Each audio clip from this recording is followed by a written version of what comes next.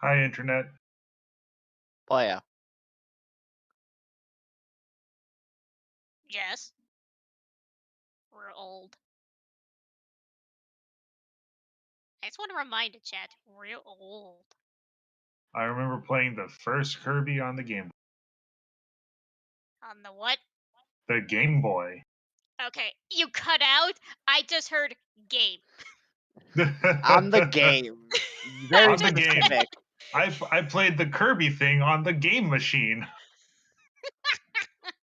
Why is there no game girl? What the fuck? Misogyny. No, we are not doing that politicalness. I know. Oh, obviously not. I just wanted to make the joke.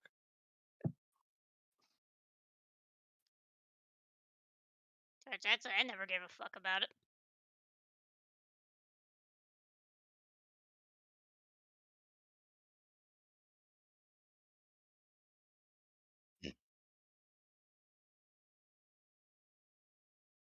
I never asked for female representation back in the 90s, and I still don't ask for it today.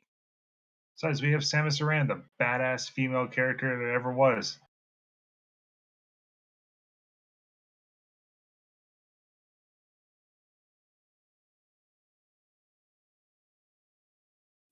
And for those of you that are immediately going to your keyboards and going, well, what other M? Other M count. I like that game, but it doesn't count. No, Listen, clearly Other M Kingdom Hearts is the best Other M game. listen. The only part about Other M I enjoyed was fishing the lava whale out. No, to be fair, that's a good fight. Yeah. When all said and done, gameplay is solid.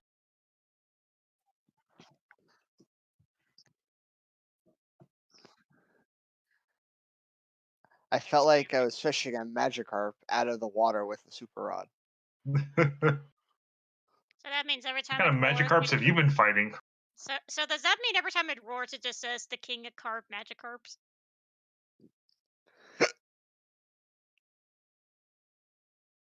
I think you need to mute yourself.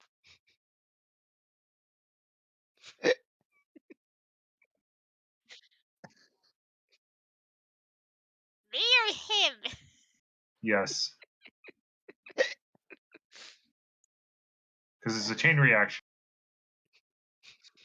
Well, then you need to mute me, Jess. Of course this happens now.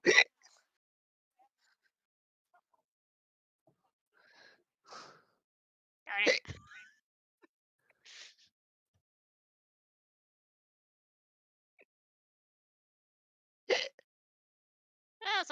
Since we're going to be doing a live streaming topic, everybody's first Kirby game?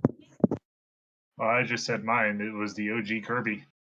On the Game Boy. Yep. Yes?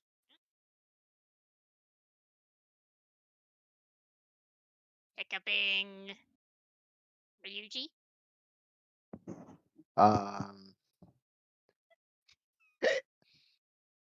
Yes. It was I wasn't too into Kirby until Superstar Ultra. Granted, Kirby's still kind of a niche for me, but like I'll play the games once in a while. I think the last one I played was the ones on the 3DS. Yeah. I wanted to play Star Allies. I just never got to it. Me? And then lastly, my first Kirby game was the N64. Which I always like to call that game my child. I go back to the window. I have your stream, and all I see is you turning the frame, and it just looks like Kirby rolling.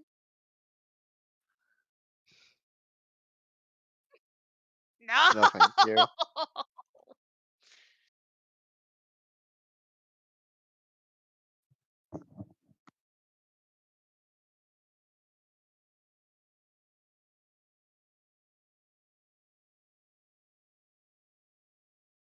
God, someone at me at their group Discord of memes. It's an entire display of other electric Pokemon, and Pichu is not in it. It just says, "Why not use type? We have God, the favorite child, Suicide Bomber, use Dishwasher, Pointy Sparrow, Creepy Twins, Cloud Giraffe, Abomination, and Rockstar Lizard." On the Abomination. Also in random terms, and also random news that no one probably cares about, the ban list for Yu-Gi-Oh came out today. Yes. One of my cards is banned, and one of my cards is limited to one. All right, but the question on everyone's mind is, what about Pot of Greed? It's still banned. Fucker. The card that was limited was Pot of Desires, if it means anything. Pot of But how- Desires. But how will we know what Pot of Greed does if we don't explain it? Why would you ban it? Uh, We need to explain the world how important it is that it should not be banned. Pot of Desires essentially says banish the top 10 cards of your deck to draw 2 cards. It's a -9. Yep. It's self to play -1, banish 10. That's 11. Draw 2. That's essentially +2. So it's it's -9. I put it in Weblinks. If anybody realistically cares. Although I could see Right. how that could be useful if you have a deck that requires you have stuff in your graveyard. Well, Raigeki is now at 3 after being banned, limited, and now unlimited. Because Raigeki is just bad. We have Scapegoat at 2, which is at 1. I apologize if I start quoting Zodiac. I am in that fight and farming it. And at that point, it's just a drinking game for you as to how many it takes us to do until you're finally done. Until I get the freaking mount. But is Avarice banned? Pot of Avarice was banned for a while, but then it got limited to 1. I think it's at 3 now. So no, it is not limited. Card's really not that good in any modern format now anyway. Oh, you shuffle 5 to draw 2? Okay, well, if I simply remove one of those cards you targeted from your graveyard, you can't fully resolve Pot of Avarice, so get fucked, idiot. Because it says target 5 monsters in your graveyard. Shuffle those targets into your deck. The those is the reason why it doesn't work. The wording with those says it has to be all 5 of those targets. If you simply remove one of those targets, the effect fizzles out.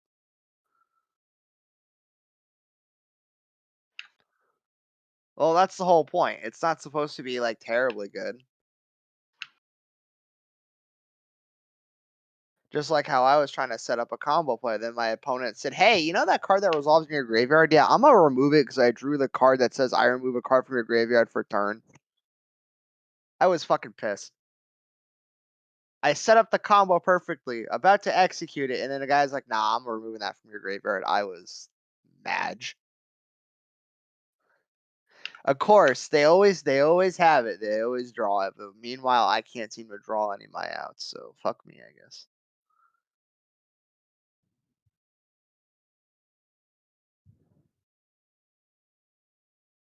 My hands barely function in the cold. If I get too cold, I can barely fucking move them.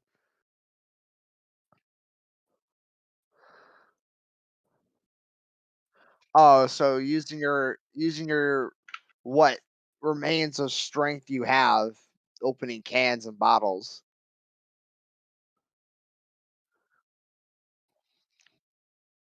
Did you drench it in alcohol?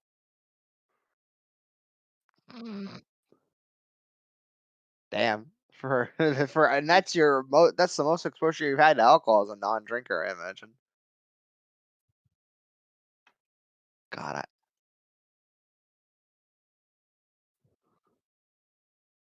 weird. It's almost like you're outside your comfort zone.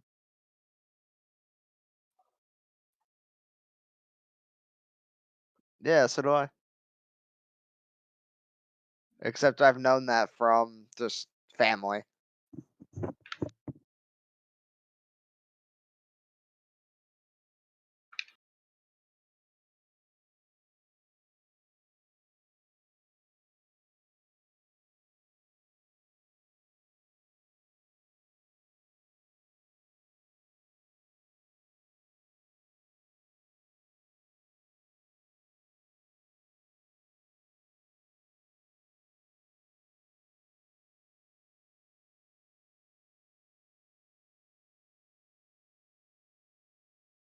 Ai, det var läsa snart några Irish whiskey there. I have I have alcohol in my fridge, and I'm very tempted, but I have work tomorrow. Yo. If I'm drinking Sunday night because I'll probably have Monday off. Okay.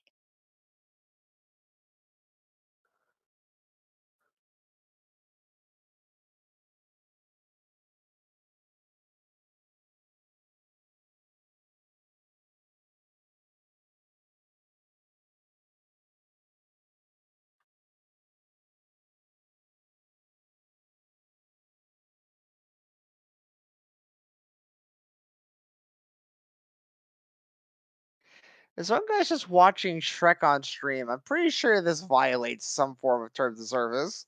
It does. The fact that you're not allowed to be streaming any movies, period, should be giving you an automatic ban. Apparently this guy streamed the entirety of Full Metal Alchemist Brotherhood too. That's a yikes. No, that's no, that's the biggest scary thing is how there are still some people bypassing and still doing full streaming things, despite the fact that a lot of them really should not be streaming, period, by that point. Should we bring back the hilarious drama involving a certain queen simp? Yeah.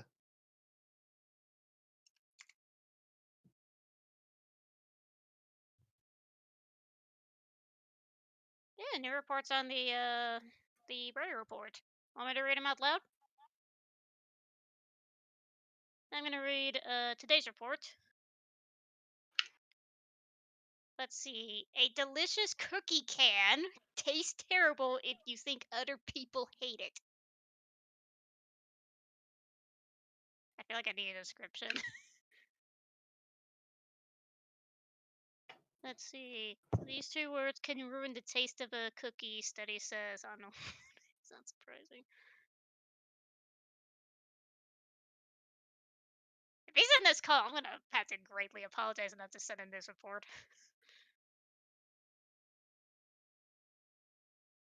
A lot of factors can affect the taste of a cookie, the amount of sugar, how long it's baked, and now two small words. Researchers from the Ohio State University found that the word consumer complaint can easily ruin a person's perception of a cookie's taste. That's what the two words mean.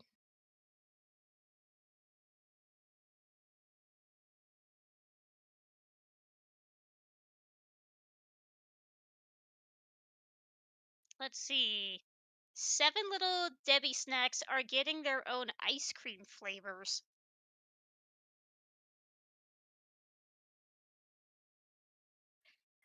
Basically the snacks known for such as the Nutty Bars, Cosmic Brownies, Honey Buns, Zebra Cakes.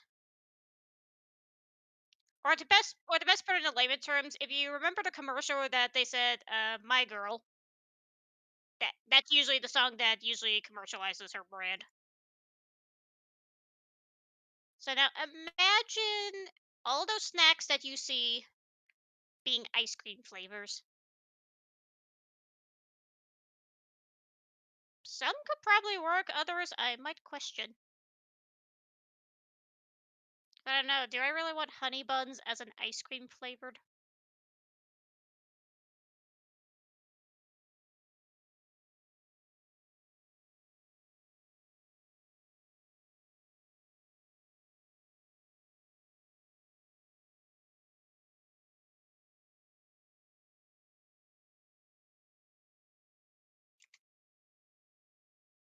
Let's see. Next report. Let's see. Commonly misheard phrases that actually make sense both ways. Okay. Let's see. 11 commonly misheard phrases that actually make sense. Let me see if I can find them. I'm willing to bet duct. Well, that's not really a phrase. I was going to say duct tape, but Okay, so where is the bottom one? Okay, starting at number 11. Do you say whet your appetite or wet your appetite? it's supposed to be WHET, whet your appetite.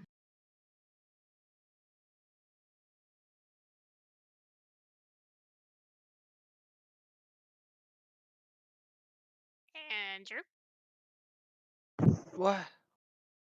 Whet your appetite or wet your appetite? I don't know. And then at number 10, coming down the pipe or coming down the pike? I've heard Pipe. coming down the pipe, as in like pipeline. What'd you say? Andrew? Pipe.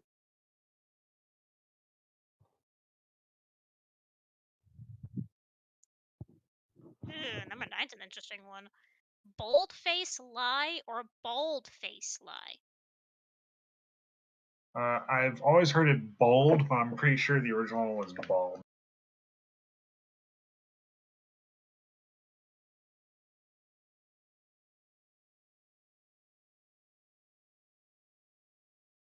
Let's see.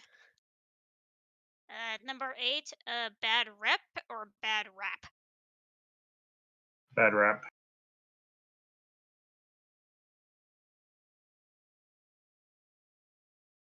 Okay, number 7, I hear both in my ears, so take for granted, take for granted. Take for granted. But a lot of people for- just say it granite. Take for granted. I'm more both.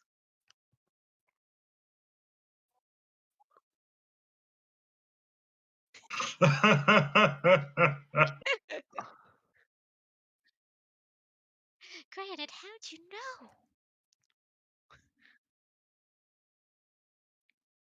Now, number 6, I've heard both of this one.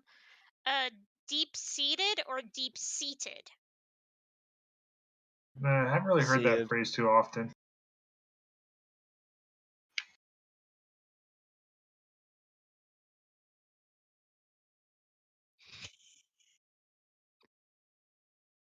Five may as well to me just sound one and the same. Old timer's disease, Alzheimer's disease. The common old timers. It's Alzheimer's.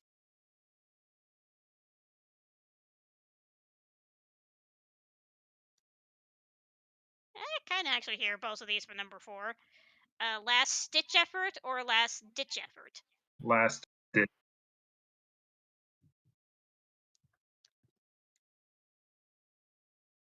This one I've never heard in both phrases. Happy as a clown, happy as a clam. Happy as a clam.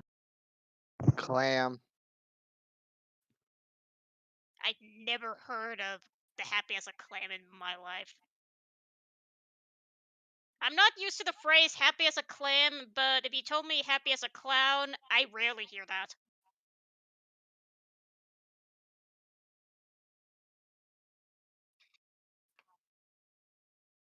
At number 2, extract revenge or exact revenge?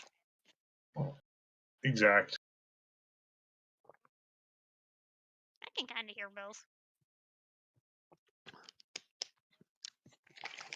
And then number 1, cold slaw or coleslaw? Coleslaw. I have made enough of it at Chick-fil-A to know it's coleslaw. Wait, you said the other one. I heard Sven said cold slaw, and then the second time you said coleslaw. If you heard me say cold, we'll dish it up to Mike because I definitely said cold. It's a Mandela effect, I tell you. No, this isn't a Berenstain Bears thing.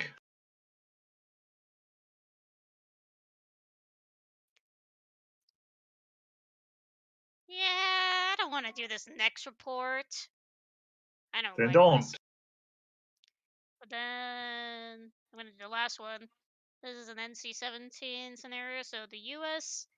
is the sexual wellness capital of the world. Oh no. What does that mean?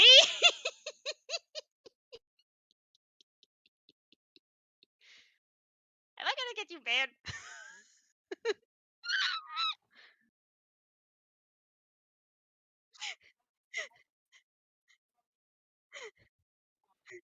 I won't read it too much. All I just mentioned is just a report. So please don't ban us. I'm just questioning, just like what? Just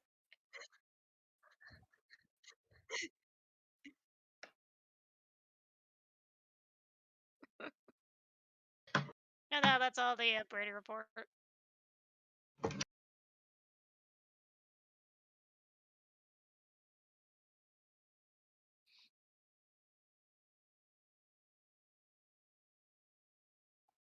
Nice.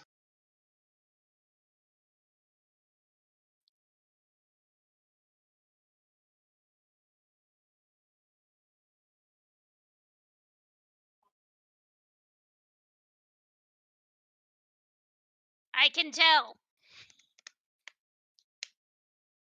The only thing I am not going to do is pretend to voice a certain someone in Japanese. Oh. Because I don't know how to speak moon in that language.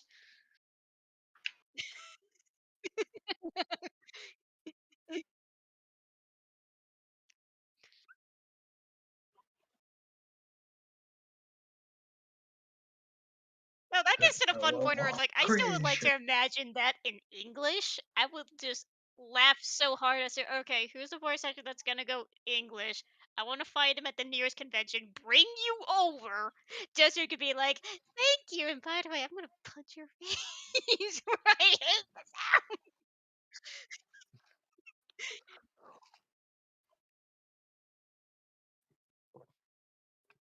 sound. It's not impossible, it's just that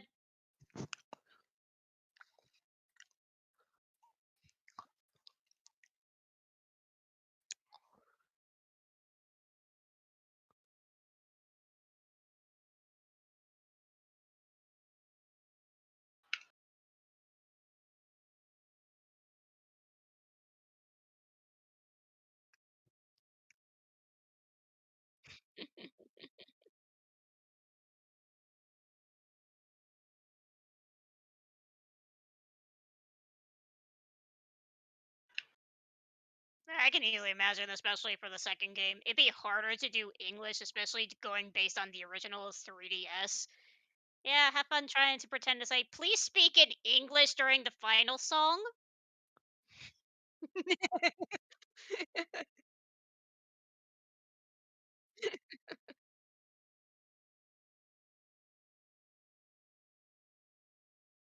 How does the lyrics go? DMCA?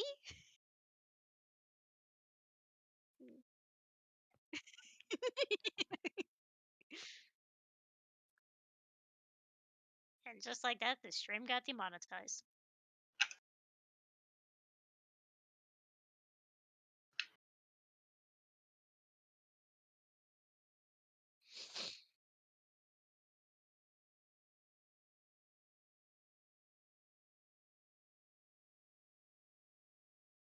That seems silly.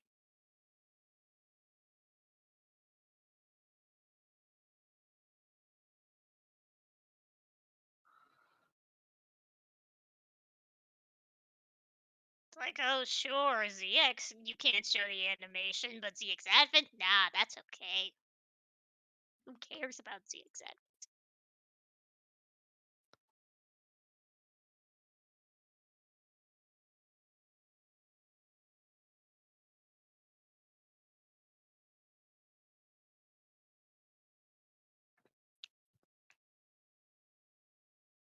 Which I could say doesn't mean anything for America because there was barely any commercialization for it.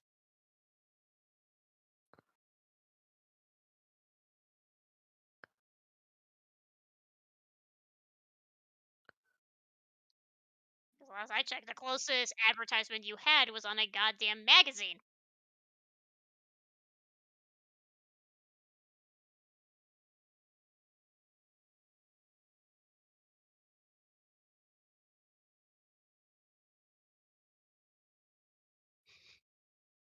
Yes, at least someone cares about CX ads, but thank you. Represent.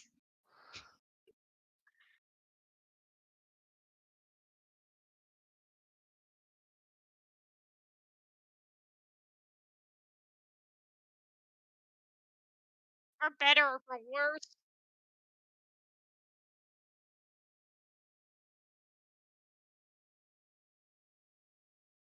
What? You keep saying Ouroboros is that bad of a level. It's not.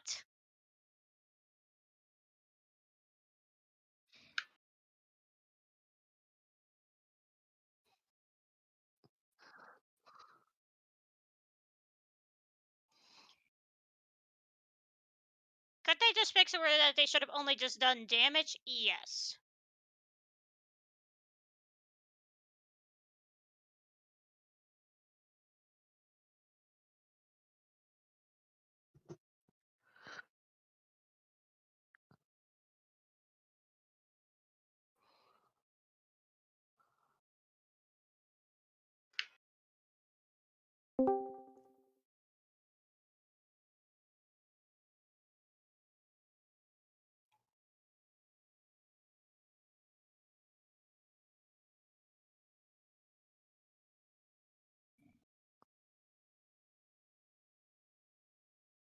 Hey guys, what's up? Hey, I'm doing right. Welcome, Sonic. You're in the live stream. You're now famous. oh, my hopes were brought up only to be dashed. It happened again, Sven. No. Okay, so normally whenever you win the fight, the boss will drop 4 items. If you that's minimum. So if you ever see more than 4 items, then there's a chance he dropped them out. I saw 6 items dropped, but he dropped the 2 other non items he could drop. I got my hopes up for nothing. It's okay if if I beat this guy 67 more times and still don't see him out, I can just buy it.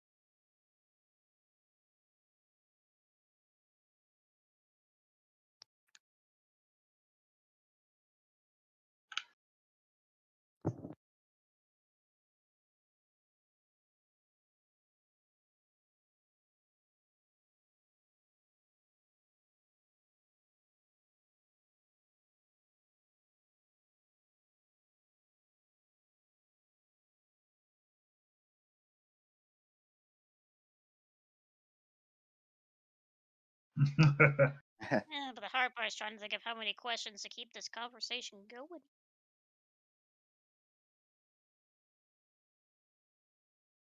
Because otherwise, I'm just playing the game of do you like breathing?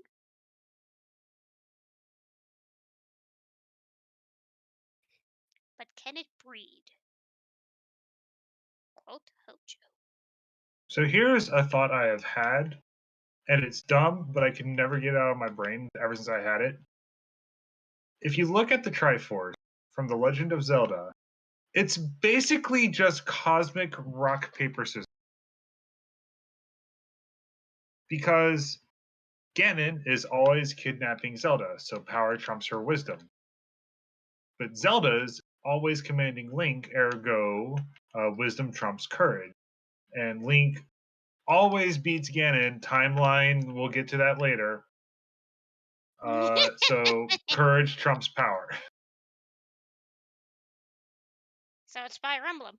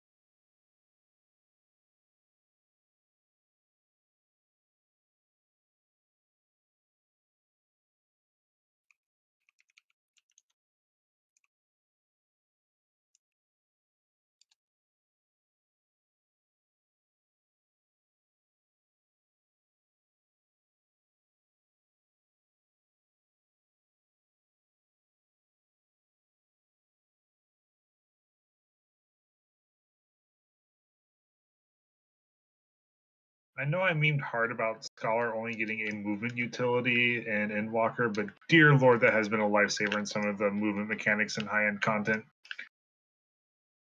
In a good thing or in a bad way? It's a really good thing. Like everyone was talking about how Scholar is dead. The only thing they got was really to go fast in battle. And in battle sprint, how good could that possibly be? Answer: very, very good when you have to move fast or die instantly.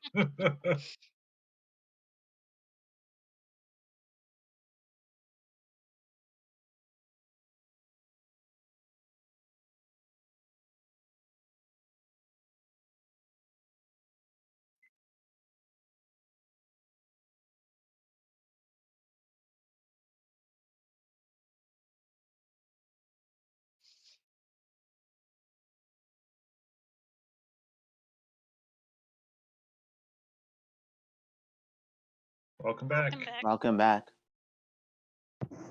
Welcome back, E. Oh, ignored. Welcome back, E. Now, that's just a stereotypical Canadian accent, don't you know?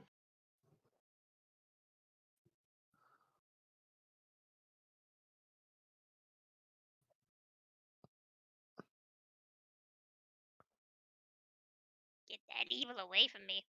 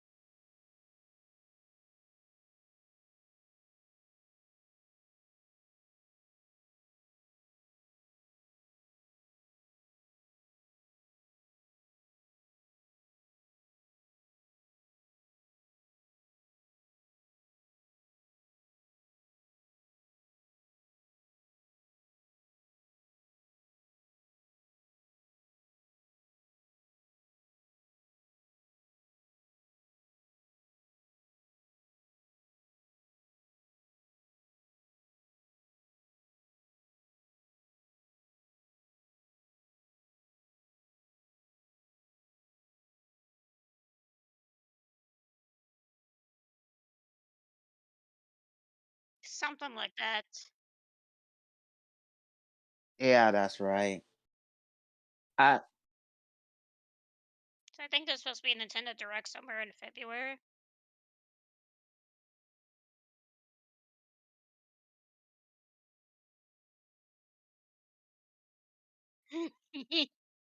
Oh boy. A certain someone in the group is going to be at that nonstop. I want to get access to the entire soundtrack. Because if they're gonna have Hideki, the composer, I would definitely want to hear all their specific songs.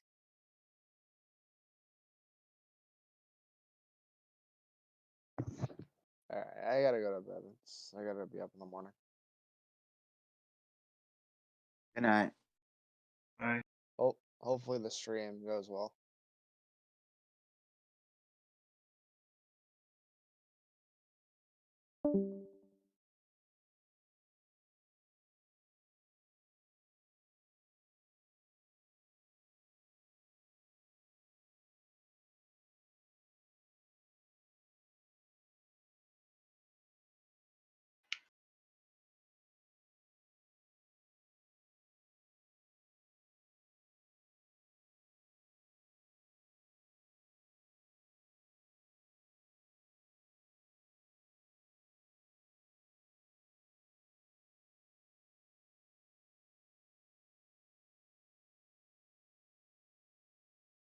Right.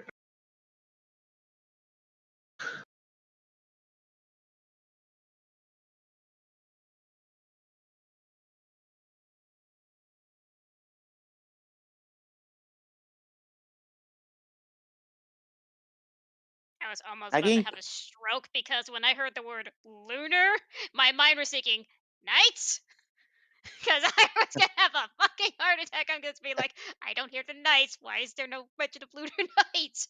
You guys lied to me.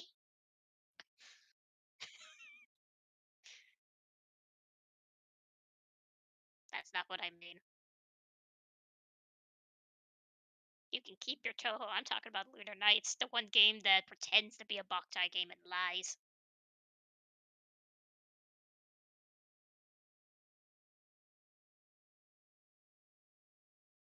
My forever love and hatred for that game will forever go down in its own miniature history of you pretend to be a sequel and at the same time you don't. It goes back and forth where it's like they want to be a callback to Boktai 3 and at the same time, not really. And your only hint is one of your two main characters. Where it's like, kinda? But there's never a mention about Django. There is never any mention about Django. You see, well, that's the thing. That's what I mean. You, there's no mention, like right down to the point where it's like, oh yeah, you see your other main character. He has the red scarf. Even if you want to make a theory, like, oh, is he related to Django? No.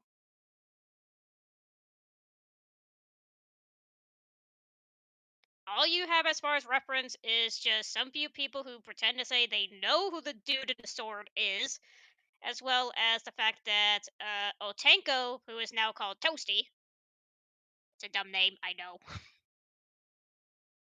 that he is back and exists. And half my mind's just like, you don't mention anything.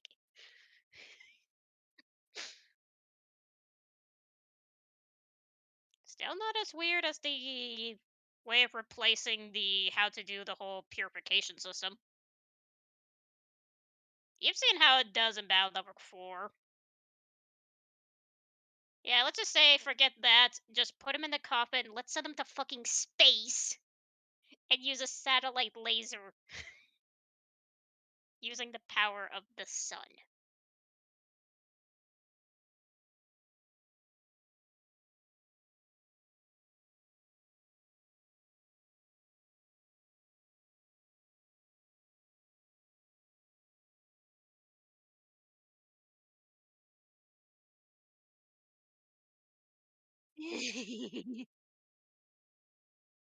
I'm so upset that they could have given us 3. It's more rare for me to find 2. I was miraculously able to get 1. I got 1. Still haven't exactly fully played it because it's kind of hard to really find a proper timing and however ridiculous sunlight am I supposed to use without actually stepping outside versus what do the buttons do and praying I can make it work versus how can I find the second game.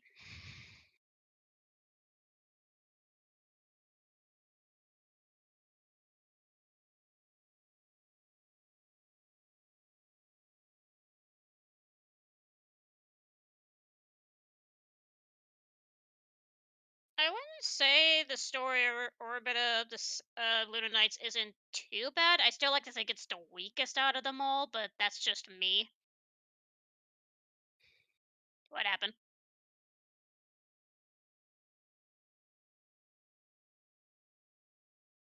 You really need a new headphone mic. You really need to ask a company for that to make a special thing for you. Otherwise, you need to sign an FN petition to get everybody to just unanimously say, "Hey, can we just choose which side we want it on?"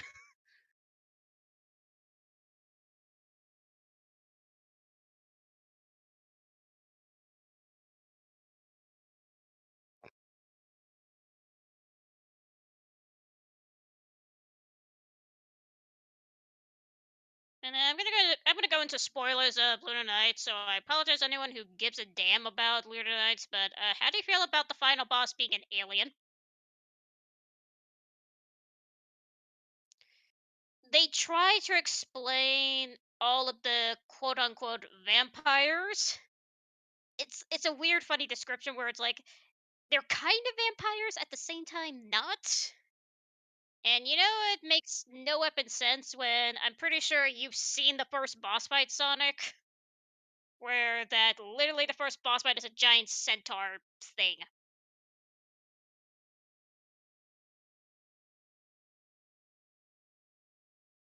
No, some few boss fights are kind of creative. It's just that the final boss is, I'd almost argue, the weakest. Not in terms of strength, but just the funny gimmick of, oh, how you have to beat him. And it's like, instead of being, creepy like the final boss in Boktai 3 is, which you really need to look at an image of that, it's actually terrifying. This one is just like, hey, look, let's be in this interesting area filled where the entire floor is blood. And he just looks like a giant plant. Here's the thing. No, here's the thing. You see his alien form. It's just that he likes to maneuver around and pretend to be like some sort of plant.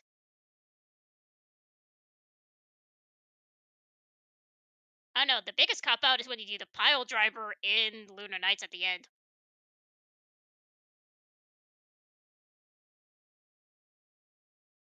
You need to keep spamming the shoot button and pray you live. I'm not kidding. I'm not kidding. You have to spam the shoot button. And I forget if you are stuck with whatever element you stay as for your ship, but you need to shoot like a bad lad. Otherwise, you're just gonna be stuck on that fight.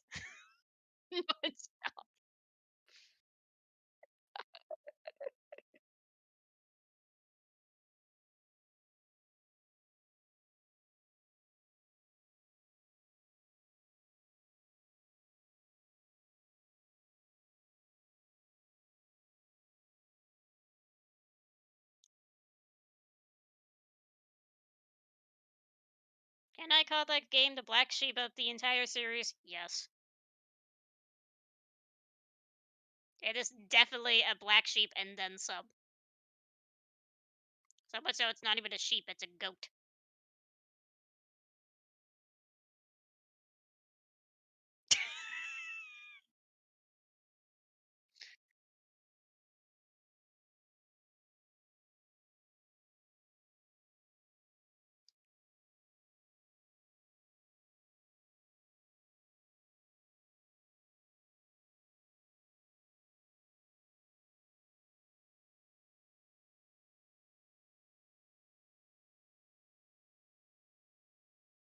Rumor has it if you keep explaining long-winded details, the animation, the real Jess will have an extra freckle.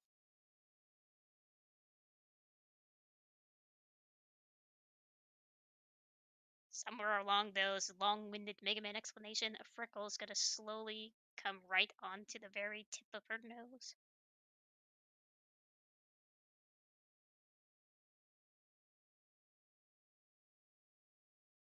And then eventually it'll spread to her arms.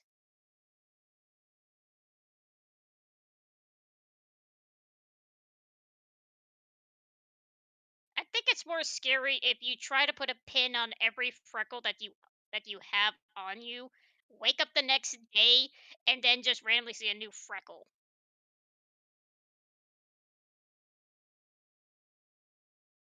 Is that even safe?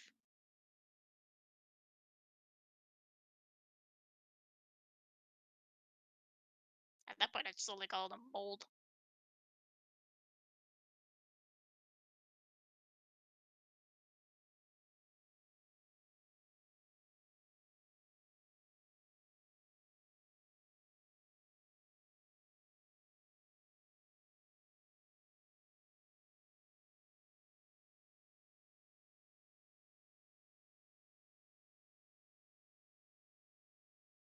And I'm back. Thank you. I did not realize how many sets of uniforms I had until I threw them all in the washing machine.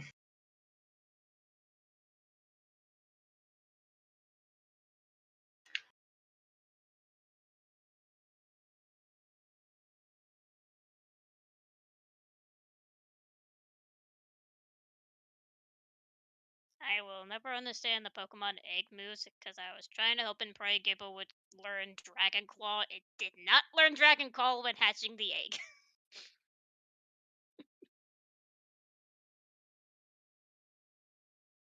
It learned Dig, Sandstorm, Mudshot, and Metal Claw. It did not learn Dragon Claw. I hate it. It's about as cursed as forgetting the fact that Apalm that I caught in the underground did had double head, but it doesn't count as an egg move. Well, that explains a lot. What? I forgot to unmute my mic. Thank you for pointing that out, Shard. I was wondering why no one was answering me. Alright, just say a swear word. Fuck. Okay, now do it one more time. Fuck. Okay. Just want to make sure.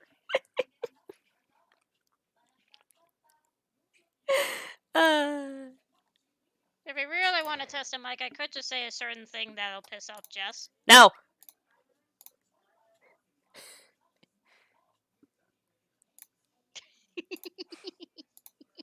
Don't you dare. You just sounded so sinister right there. Almost like, man, I guess this friendship is over. Well, fine. As I promised in the exam, I'm fucking leaving. I'm done with her. I guess I'll go. No, stay.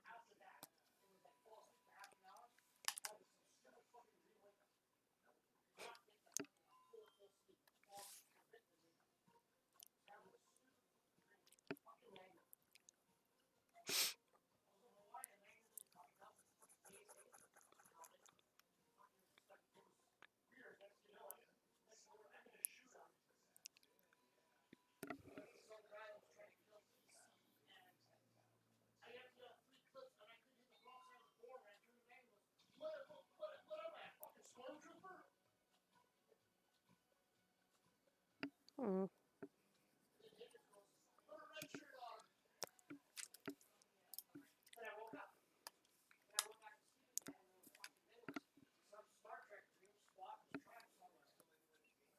Do-do-do-do-do.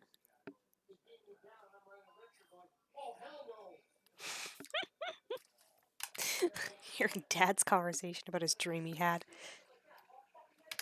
What? Dad apparently had a really bizarre dream. Oh boy. Yeah. Then again, I had a weird one too. Like, I don't ever remember my dreams, but it was like some type of security thing, like out of like an action movie. They gave me like this guard took the magazine out of his gun and gave me the gun, and apparently he forgot that there's still a bullet in the chamber, so I shoot whoever's through the two-way mirror. I can't remember all the details. I just remember that. It was so weird. That's like something straight out of an action movie. That sounds close to something out of a ZX.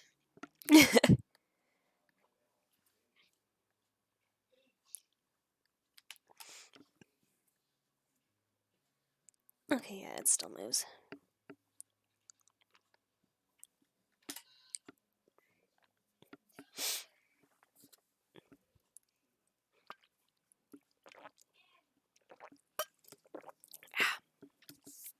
Alright.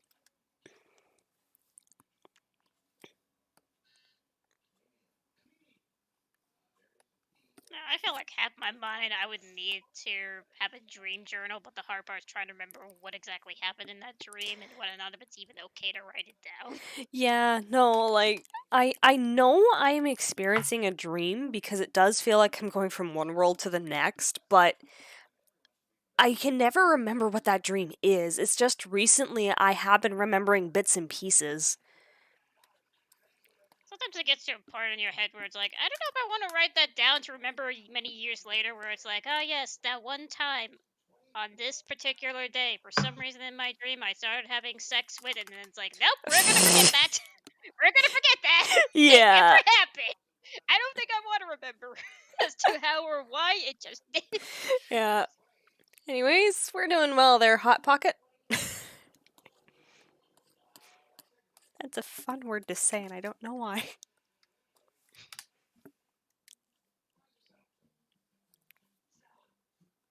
Now I want Hot Pockets. God damn it, government, let me cross the border!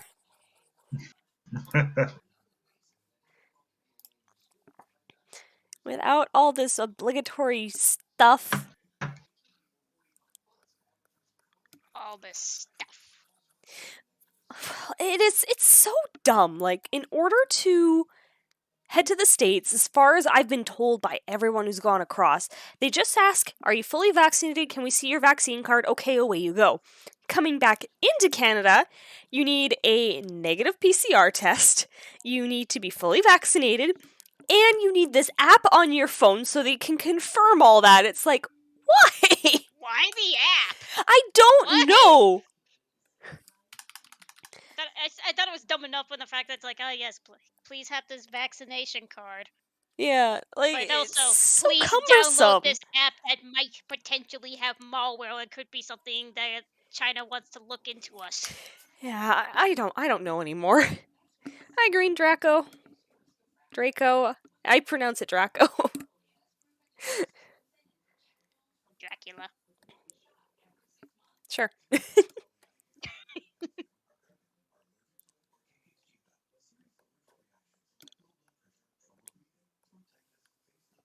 Having another batch of eggs because several of the natures of Gibble I did not like. Yeah, I love RNG of Pokemon nature. Remind me the next time I decide to have a Garchomp on my team to name it Nibby. Have a what?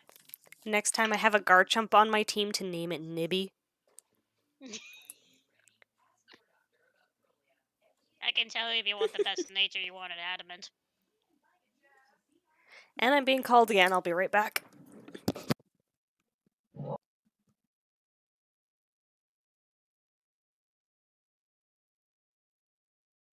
Hello, Nari. don't know how to use an app, then that makes you a boomer.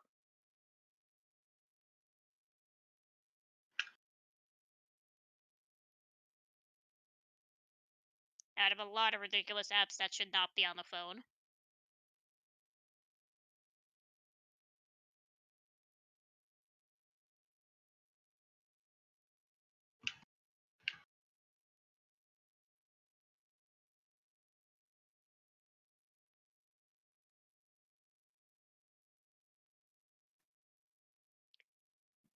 Give it a sec, Green Draco. She is gone for the minute, but she will be right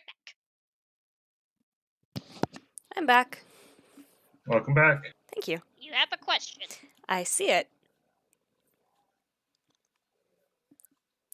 The one that gave me the biggest what the fuck moment had to be during Bubble Bobble. We were just happily playing along. We beat the enemies for that round, and instead of fruit, we have a bunch of pink Bub and Bob clones. It was so bizarre. It kind of freaked us out.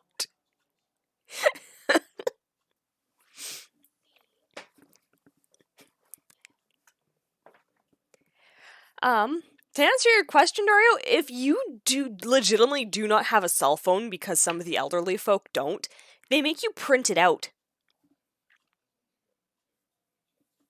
Like, the information you need on that app, they make you print out a copy.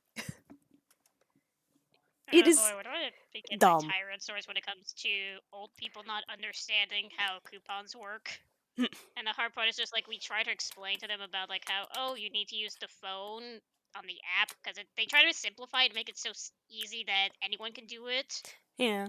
To the point where, like, if that's a problem, then you could do it on the website, so long as you sign in with your VIP, but even they don't understand how that works, and it's just like... Yeah.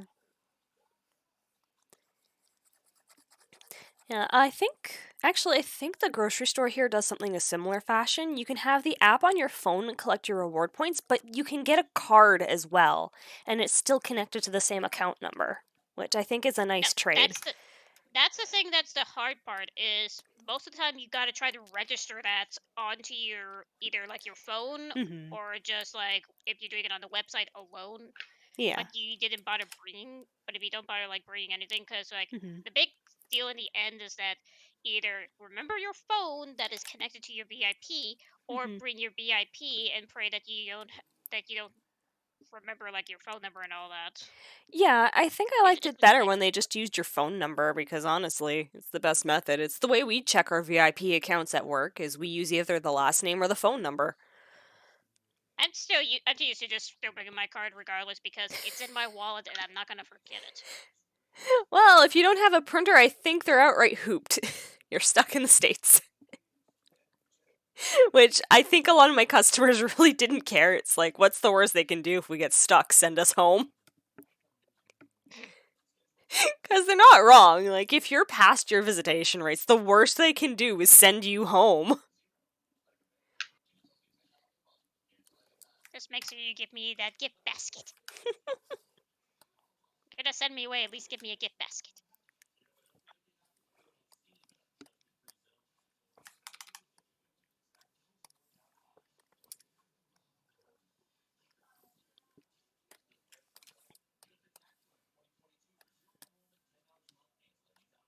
Earlier when I was playing Spider-Man Miles Morales, a guard got stuck in a wall. I love it when those loading clips happen.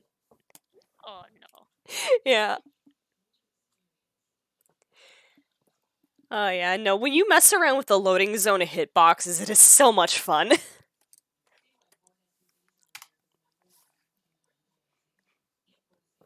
My still favorite glitchiness is just currently with a friend, watching him play on the PC of Final Fantasy X, and just the pop-up models, and that's only in cutscenes. That is still hilarious. It genuinely sounds like one of the layers is turned off, and he might have turned it off by accident, so it only ever happens during those cutscenes.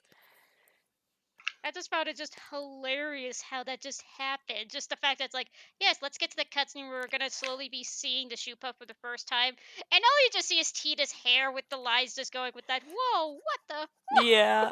And it's amazing. would have been made it more better if it glitched up to where it shows Tidus's original black hair. That would have been funny.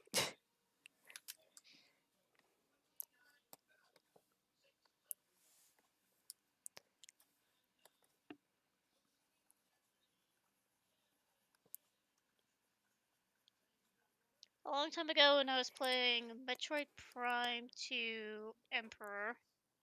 You mean, what do you mean, Echoes? Prime 2 Echoes, yeah. Pink Jet, he's an Emperor, jumped out of bounds into the wall. Yep. Sheesh. Yeah, there are some speedrunners who make use of glitches. I've actually known you some. said Emperor Ink. Sorry, I thought you Yeah. said Echoes. Yeah. I do actually know if some game developers realize that they're using that as an exploit, they will patch it out. And then others will be like, nah, as long as the game's stable, we don't care. Then you have people like Tom Happ who made Axiom Verge who watched a task speedrun of it and he's like, Yep. oh, that's really cool. I had no idea this was possible. Yep. I remember his comments there. It's like, well. It just makes it fun when the creators are impressed by people exploiting their own games, and it's just like, huh. Yeah. Question is, do I want to patch it out or not? Oh, yeah.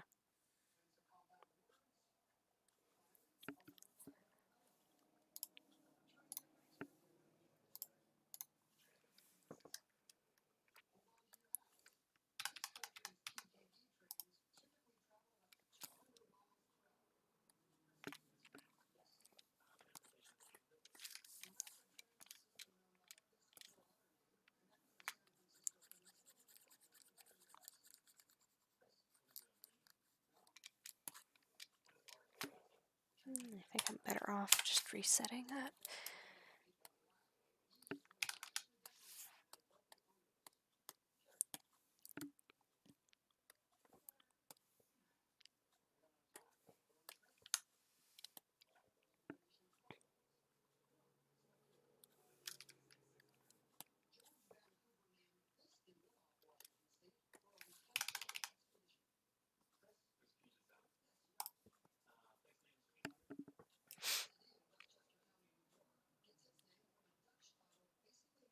Yeah. They did so much to make sure that game couldn't have any sequence breaks, and people still found them. The only thing they still let accepting is the fact that you could quick kill some few bosses if you exploit some things. Yeah, no, I find that actually kind of cool that they have like little rewards like that. That's something you don't often see in most regular Metroid games. Yeah. Because usually every boss fight has the attention where it's like, oh, yeah, you can kill me with like 2, 3 super missiles and a couple of power bombs. But then you just have it where that rarely do you ever get a game where it's like, hey, by the way, have you ever thought of just going into, Krait's hole and just power bomb there? Yeah. Weird. Normally they think, well, it's just super missile this effing stomach. Mm-hmm.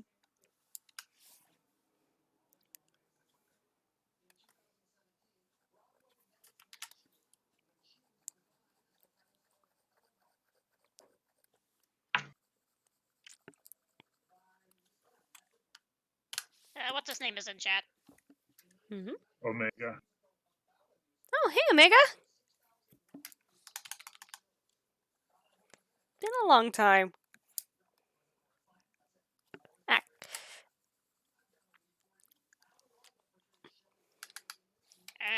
You gotta go to Model O.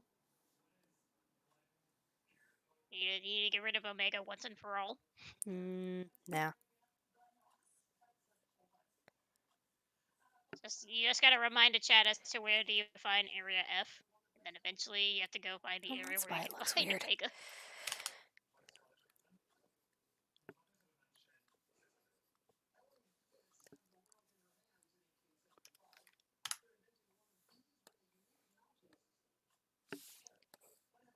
Let's see. Have you heard of what Adam says in Metroid Fusion? Are you referring to that speed boost one? If you use the Shine Spark to get to Adam's computer, he has a special message. Yep.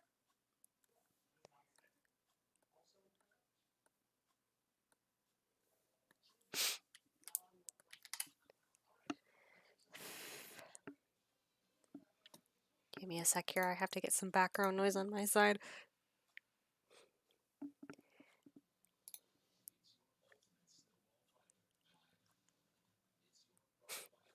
Thanks for advertising my own stream to me, YouTube.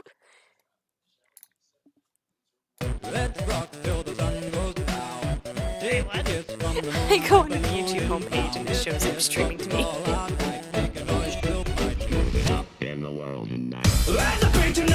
Reminds me when back in the old days of YouTube where you could subscribe to yourself.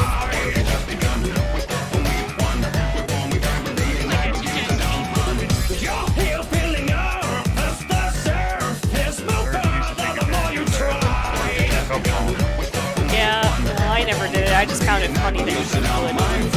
It's not the end, your family lives inside this home madness, and they want you home. Just seems like a weird explanation.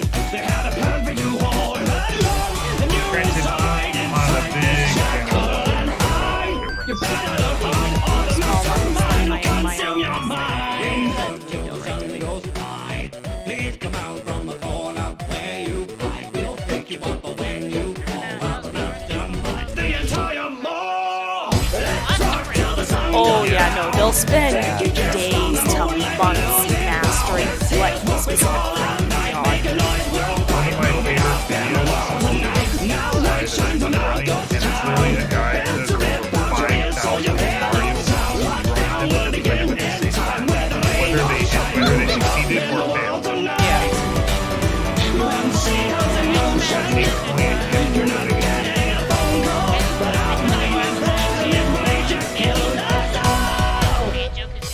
When you thought you weren't inside, There's moments where, like, backed up you get, against the like, wall, other watching how survival, far others behind get your eyes behold all the whiskey, but in the same breath, we'll suck it like a light. We can throw you in holes, cut on ropes, take a race against the toll on its chain. But if the price isn't right, out of sight, final flight, you're out of luck, kid, you know what we mean. Fine, we haven't the time to mourn for your loss, your No tears worries. just still have Life makes madness. it We've brought you home, pushed towards your death. And if you hadn't remained inside with distracted eyes within this jackal and hide, you'd have a chance, but now we'll make you dance and consume your mind. Just till the sun goes by, please come out from the corner where you hide. We'll pick you up when you fall out of mastermind. The entire mall. Let's rock till the sun goes down. Taking kills from the moon like balloons in town. Here's what we call our night. Make a noise, we'll fight. Moving up and around the night. Now light shines on our gold town. Built to rip out your ears so you hear no sound. Lockdown will begin in time. Whether rain or shine, moving up in the world tonight. One sea does in moonshine. Wait, you guys are hearing my music? But our mind is there and then we just killed it. Frick! What? That was supposed to be muted. Uh-oh. Great. That's one of DA Games' songs. I was trying to make sure no background noise was being played because I wanted to keep it silent so you guys only heard our voices. The scariness is that I don't hear music. And bear in mind, I'm just keeping the stream muted, so I didn't want to listen to any echoes. Fuck. Yeah, no, I always leave desktop audio muted because I don't want that background noise being picked up. The biggest thing is, it's a really good song. I like his music. It's just, he has his own copyright claim, so I'm gonna see that when the stream ends. Great.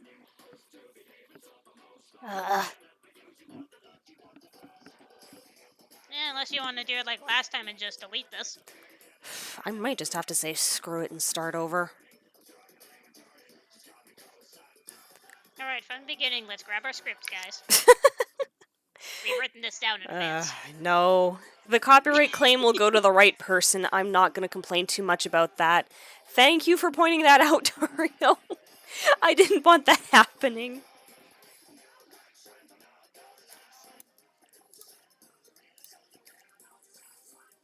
Dario gets a cookie.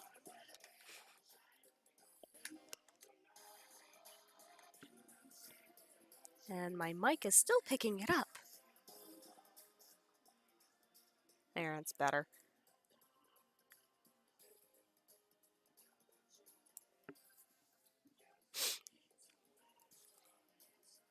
Oh no, don't apologize, Dario. I appreciate that. Otherwise, I would have ran the whole song and then I'd be like, well, shit.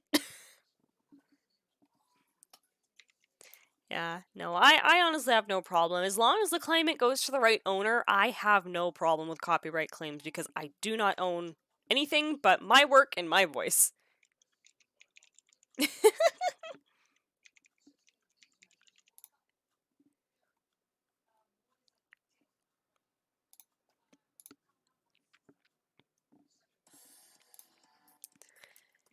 No, that's not glitching the mic. No, that was me being dumb and turning on and off the wrong audio track.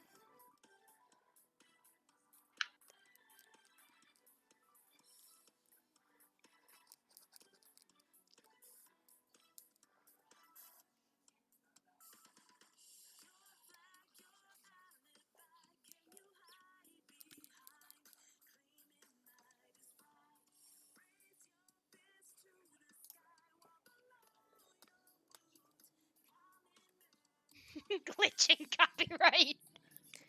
That would be impressive, and at the same time, I'd probably be screwed if they ever found out.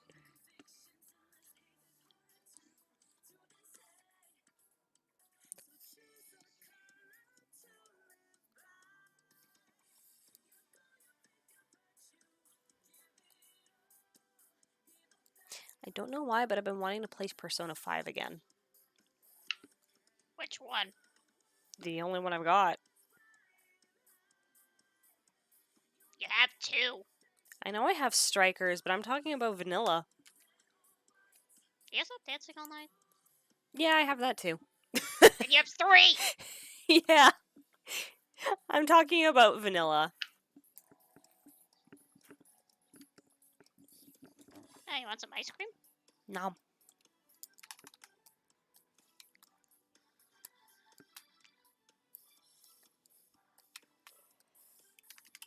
Oops.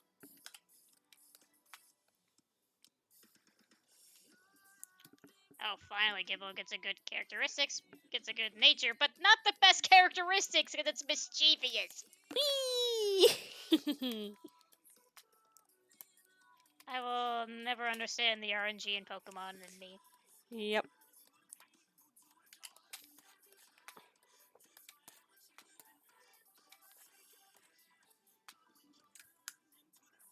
Did I remember? Yeah, I did. Okay.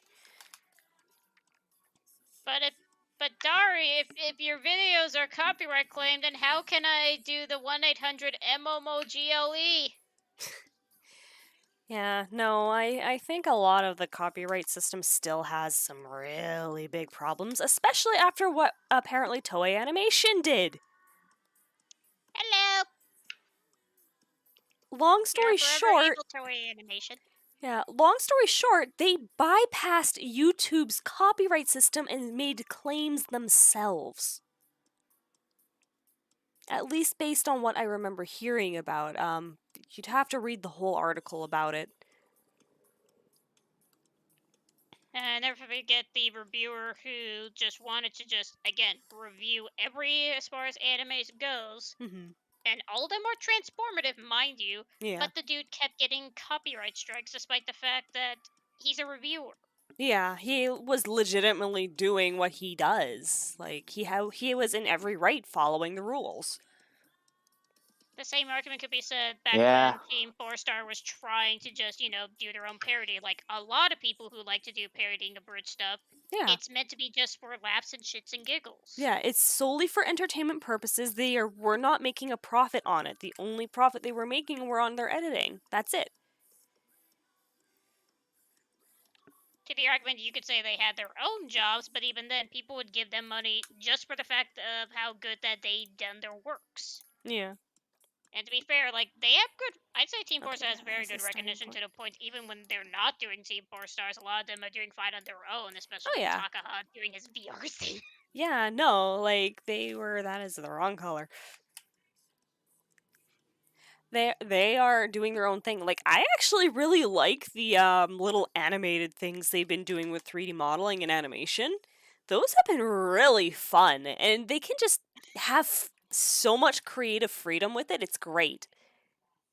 Oh no, if Toei starts copywriting those little tiny animations, no, I say like Team Fortress has every right to put their foot down. It's like, yes, you're using the characters' models, but at the same time, it's their animation work. Not only that, if someone built that model belongs to the claimant, regardless if it's a character of copyright or not.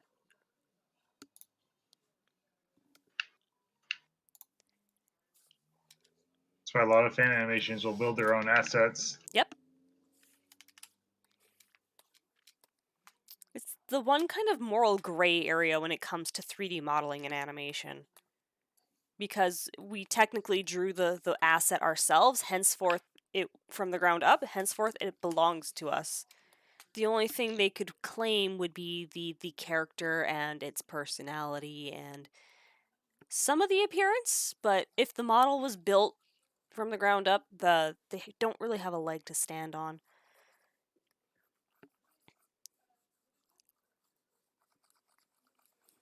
And this means I can't exactly speak volume unless Nintendo steals the Pichu from me, to which I'd just be like, oh. Yeah, well, if I it was like having a Pichu by my side. Yeah, if it was your own like modeled and custom designed Pichu that has drastic differences from the canon character, then you can kind of get away with using it. It's But not like I'm saying, oh, I want to yeah. have the Pichu Bros on my side. I just want to Yeah. have just, my own Pichu, and that's it. Yeah. That's it. I'm not trying to say, oh, I'm Hold on. stealing Ash's Pikachu or anything. No, I just want a Pichu on my side. Okay, I don't need that extra frame. As far as any other silly works, if you were to, again, going based on the art you've given me when it comes to, like, using the real me, the hard part is, oh god, how many different forms could I do in that similar to, like, how, again, Mm-hmm. I miss Ian's artwork. Yeah. I love his artwork for every Let's Play title.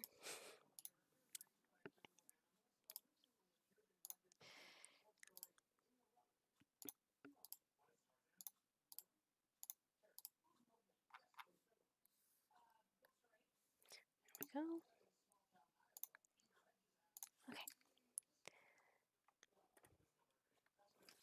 The moment someone starts stealing your work, Jess, I'd slowly be questioning as to, huh? Yeah, no, I would definitely be going after them because I have timestamped everything, even my digital pieces. Transferring from one hard drive to another, they keep their original format date, so yeah. It's like, actually, it's mine, and it's called Glitch Princess, not Glitch Queen. Okay, when was she made? Just now. Uh-huh. Well, I have this lovely first drawing I ever did of her that's time-stamped, being made back in 2014. And I actually do. I just did this overnight. It just came to me in a dream. The other solution would be check my YouTube channel.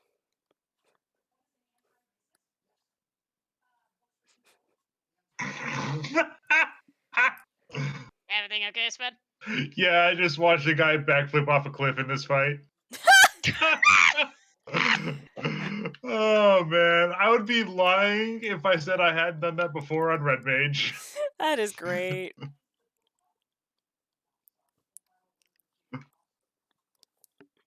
Red Mage, do a flip! Yeah! Like if you have a backflip move in this game, it's a rite of passage. It's a rite of passage.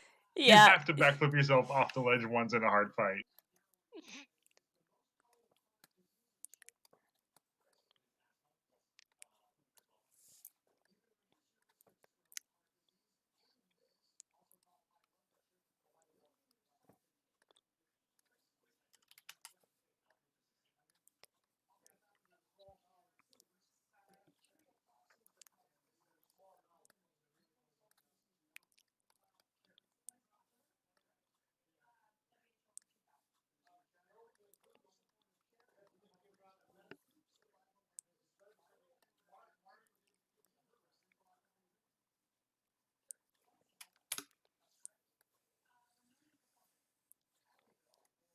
There we go.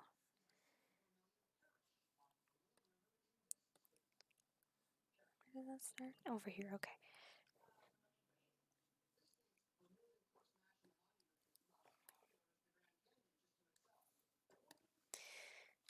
I'd say I'm making pretty good progress with this animation, at least.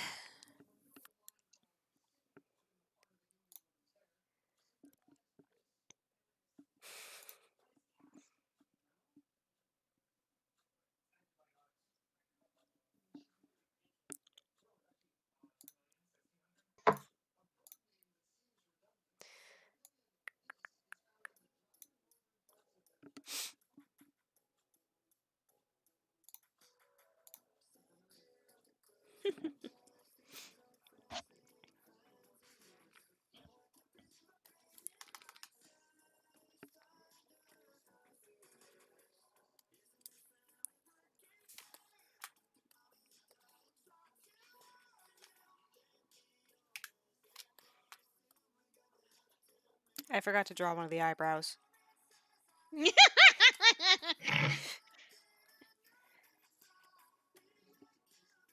Man, this is a very lovely animation. What happened to your eyebrow?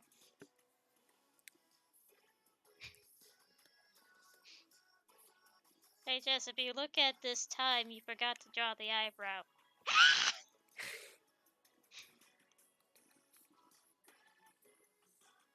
Well, that's why me being able to do all of my work on my own, I can pinpoint things where I went, oops.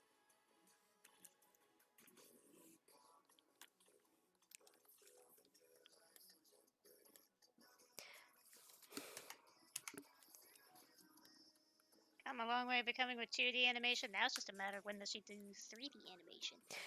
I do have Blender installed on my computer, and from another animator actually, I have a model of Samus in her dread suit that I've been practicing with. I do want to eventually make a 3D model of Queen Autumn that I can animate with.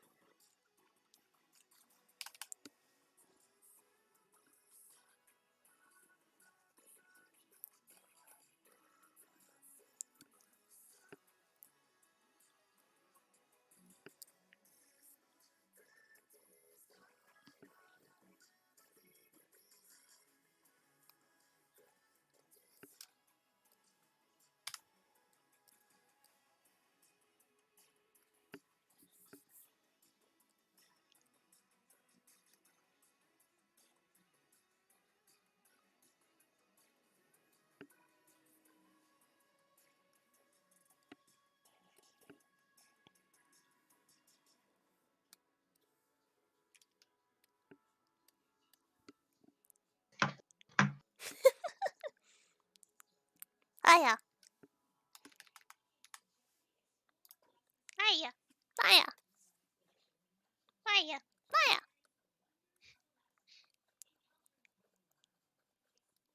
Hiya. Hiya. Back you.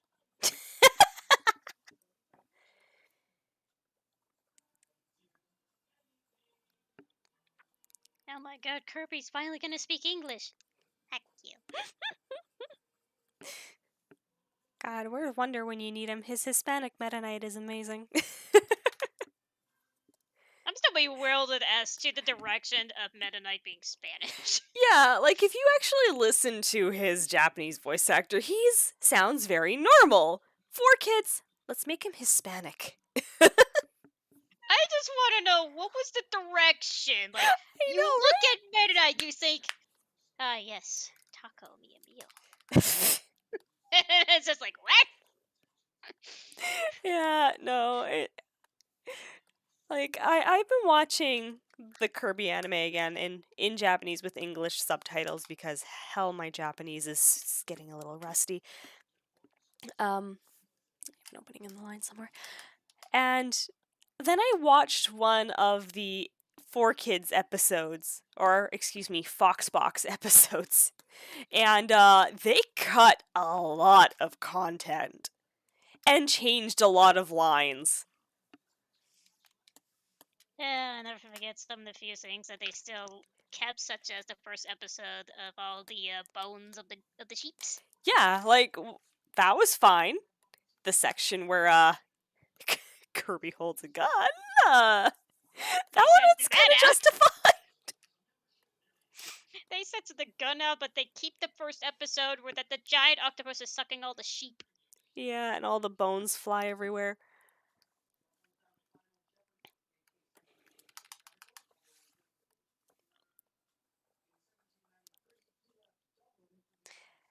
Yeah, no, honestly, I think if they were to ever do the Kirby anime again, they should redub it with the original because it's tame compared to other things, honestly.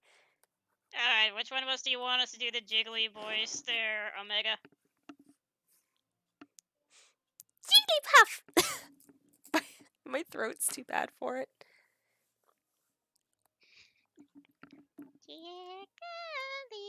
Fuck! Yeah, no, like, if they cut content, it is very noticeable, but if they keep it as genuine to the Japanese as possible with the minor localization changes needed for certain jokes to land correctly, then it's fine. Like, there are some animes where the English dub I prefer over the Japanese. Excuse me, My Hero Academia is actually one of them. I found the voice cast is a lot more enjoyable in English than the Japanese cast.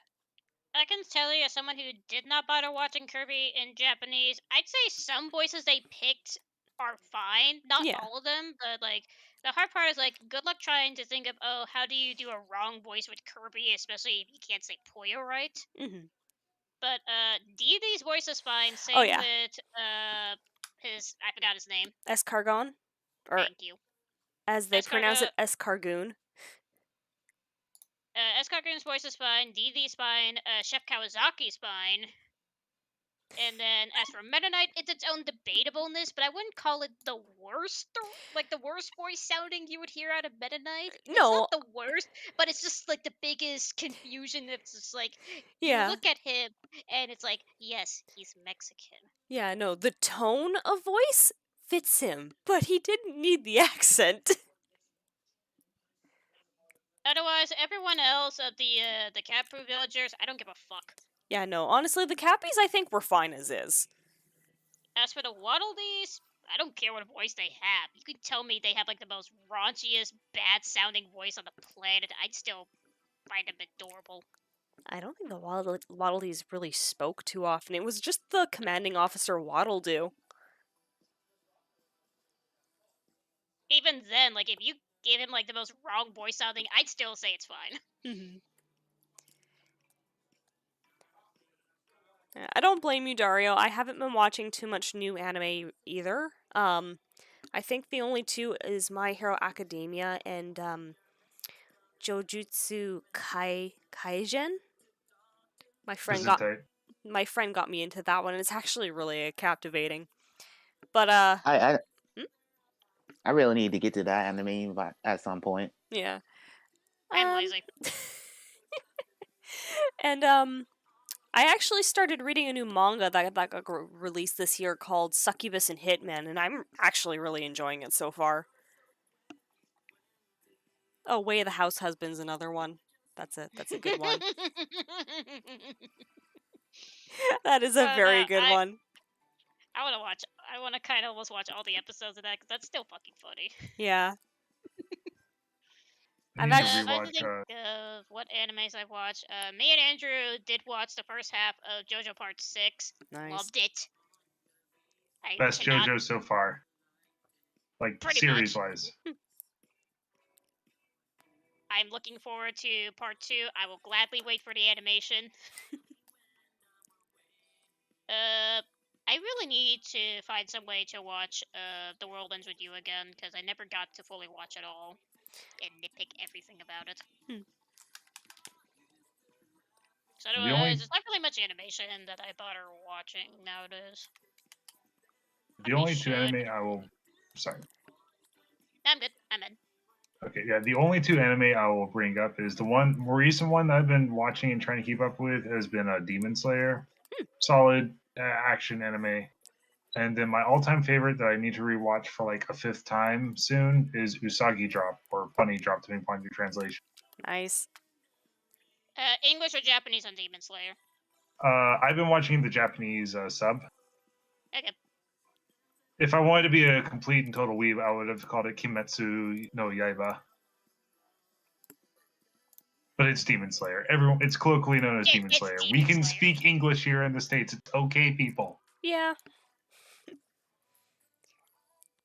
Jigglypuff needs to go to the hospital now. Which one? Jiggly. Jigglypuff. Oh my, that one needs to go to God. the hospital. Man, Jigglypuff, what have you been smoking? I've been smoking smokes. And Pikachu, get my scratchers. Wanna hear me sing? Oh, man.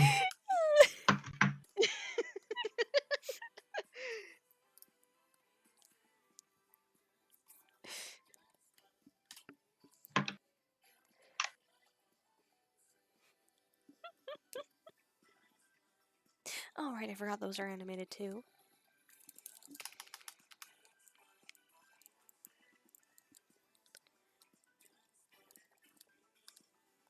This actually should be the same as.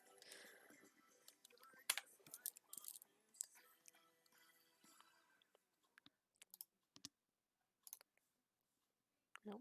That one. There we go.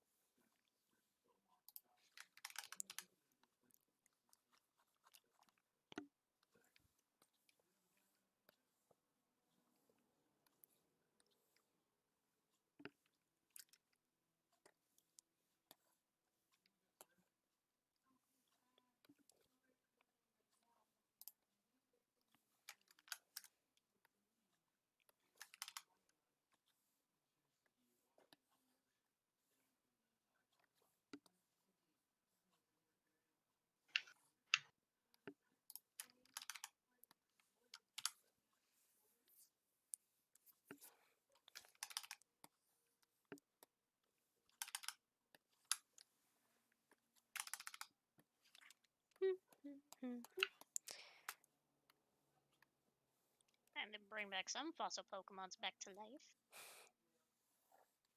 Such as the Praise Helix Foxhole. Okay, how's this looking so far? Okay, good. We're almost done coloring this scene.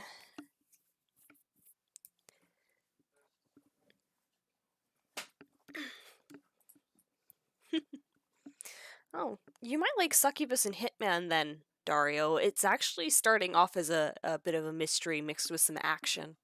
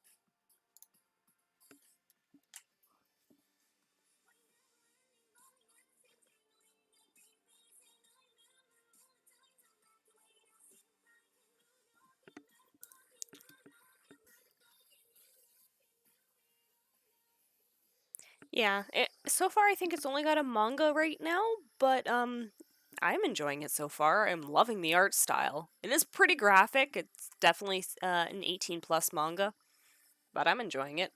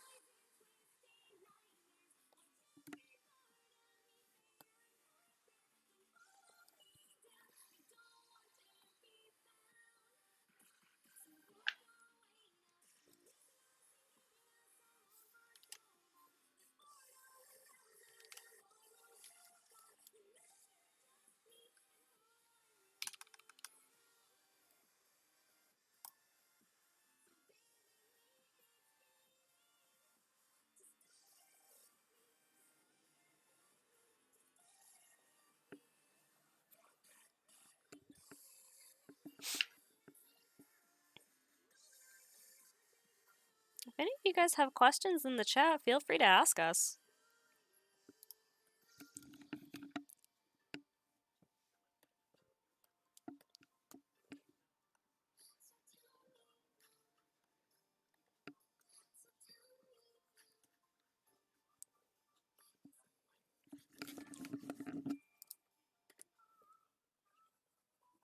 When's your next Let's Play? When the others are done? Do you know what Chugga's next LP is going to be? No. Though apparently John does. Taro.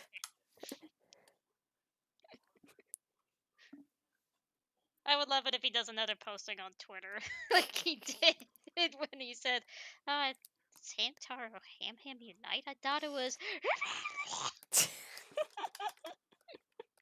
I still love that. That was great.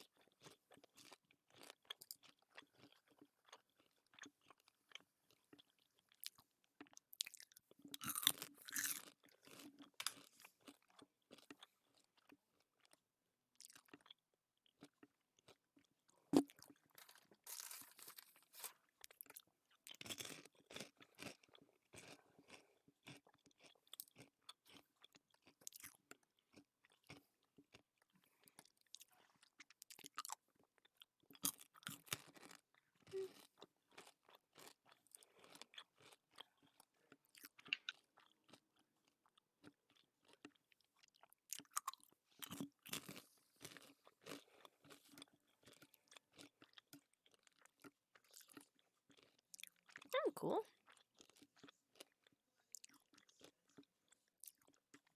Yeah, that's why I stuck to mine being a hobby. Honestly, it's way more enjoyable.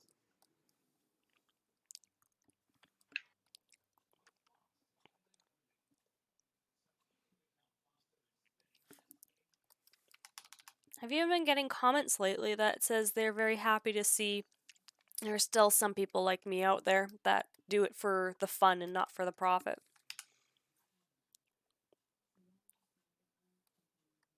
Profit, follow trend. Yeah. Nah, if I'm gonna make money off of anything, it's gonna be my animation work.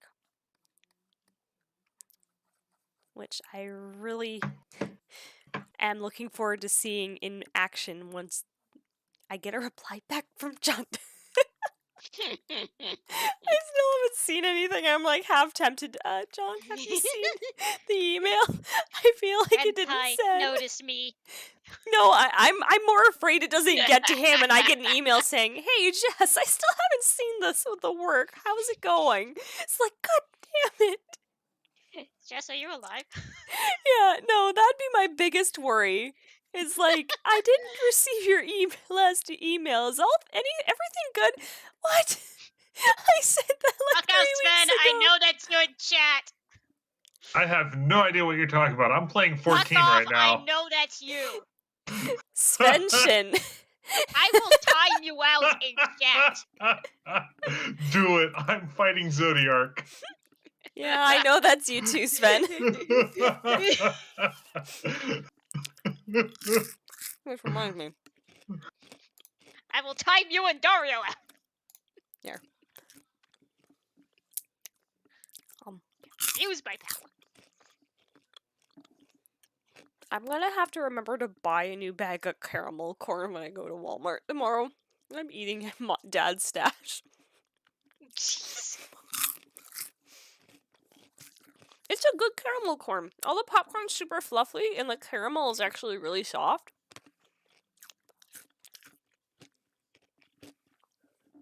Honestly, I love Let's Playing because it shows off the games I really enjoy, and it gives you guys a fun little walkthrough with my sense of humor. That's the way I've always seen it.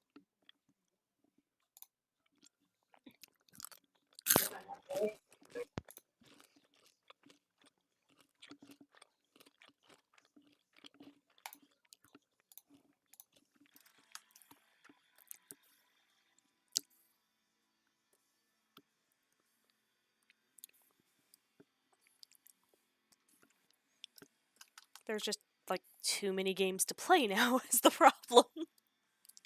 What? We can totally tell people that your next Let's Play is clearly Final Fantasy X. Pichu, you mispronounced it. It's 8, obviously. Aw, I thought she was gonna finally do Final Fantasy VI with Dario as a guest. You guys really want me to do another RPG, yeah? Well, I'm biased. I like RPGs in What general. RPG have you not done as the last one that you've done so far?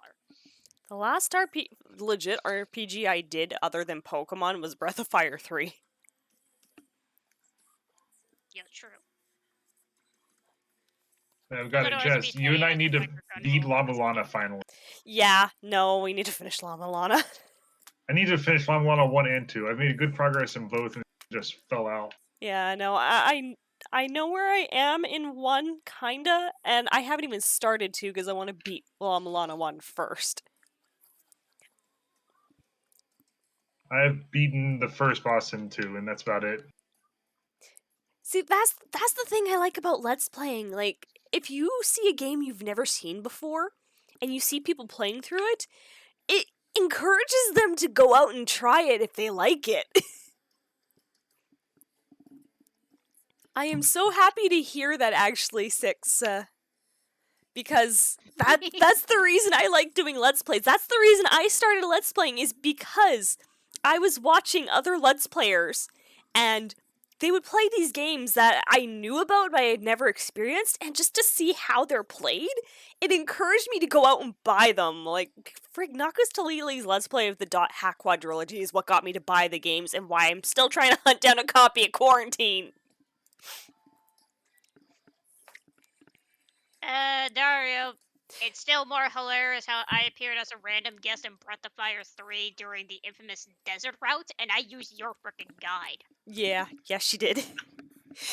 You're welcome. Oh no, I needed that help or I would have been stuck there for longer than the, 3 hours we were there? I helped you cheat the boss because Yeah. we're not going to spend another good 20 to 30 minutes on that boss fight. I'm just like, no, we're Yeah. just gonna transform you into this, and you're just gonna spam this move, and then you win. Yeah, no, I greatly appreciate that. The fact that we were there for 2 hours and I still fast forwarded and still that episode was long. The only thing I could have humored and just messaged you saying, hey, by the way, you want to know the funny, I could just delay the inevitable, be like, Jess, now you need to figure this out. Because now you're stuck in a desert, you finished that boss fight, but for some reason one of your party members is dehydrating and is sick. Yeah, that would have been mean. What? Clearly everybody knows that you're supposed to, no? No one knows that? Okay. No one knows that you're supposed to cut the very one thing that you've been traveling this entire fucking time. Just me. It's morbid, but it's hilarious because it's like, yeah, this thing has water in it because it's a camel. Yep.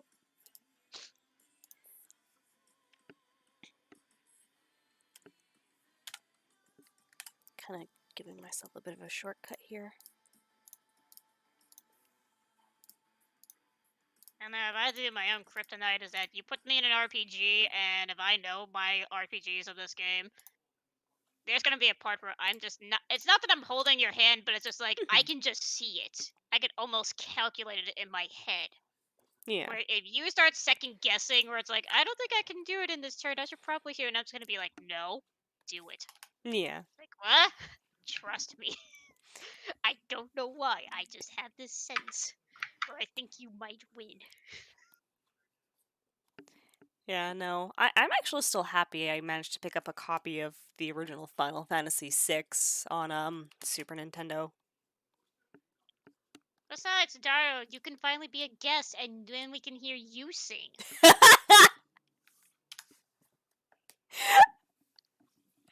That would be interesting.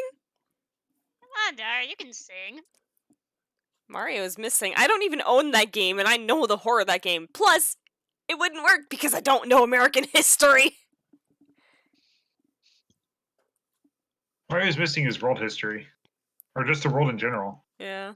It's You boring. think of Mario's time machine? Like, the only good about Mario's Missing is possibly some few soundtracks, but the entire game itself was stupid.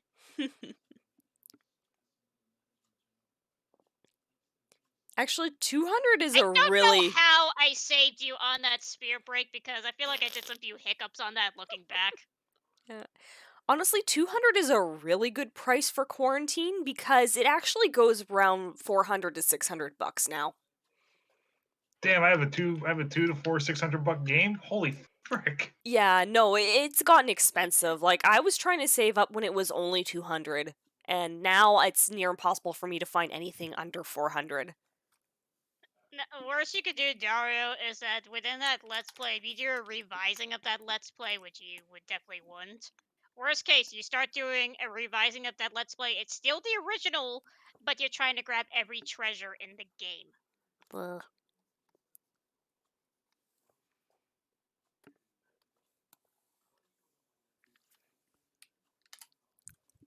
And the scariness is that people have made an actual list of all the treasures you can get in every area in Spira. I can believe it. There are very dedicated people out there that have a lot of free time on their hands. The scariness is when you actually realize in 10.2 is that every treasure chest resets per chapter. And the scariness is recalling exactly what treasure chest can you go and grab versus which ones that you possibly shouldn't. Because now they're inaccessible.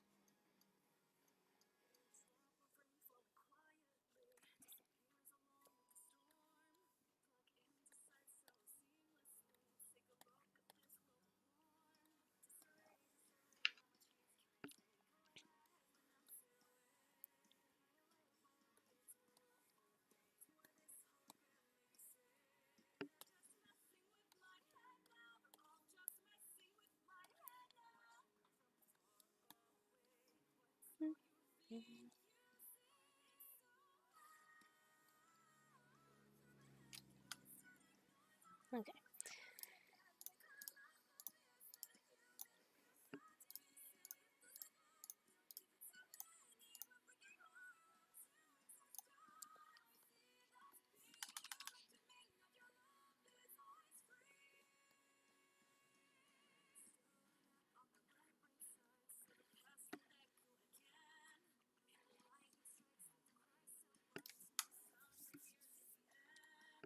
I forgot his foot changes. Not a big deal.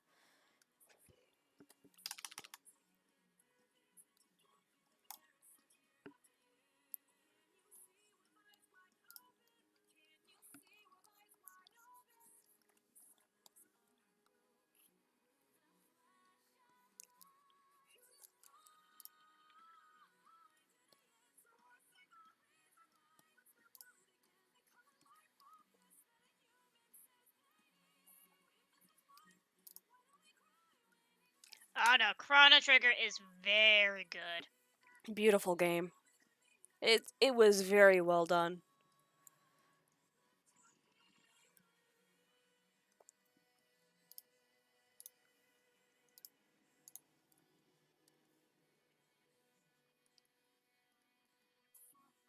Still can't believe that Chuck Conroy for once finally played a Square Enix game. Yeah. Square Well, it game, was and on the my brain Super is just- Nintendo. I know that, but it's still hard to believe. It's just like he caved. He finally played a Square game. Yeah. First the Sega, now the Square. Yep. Oh, what game did he play? Chrono Trigger. Ah, classic. Why does Kirby have lipstick? You'll find out here in a minute. Oh my god, we've been lied to all along. Kirby's a woman.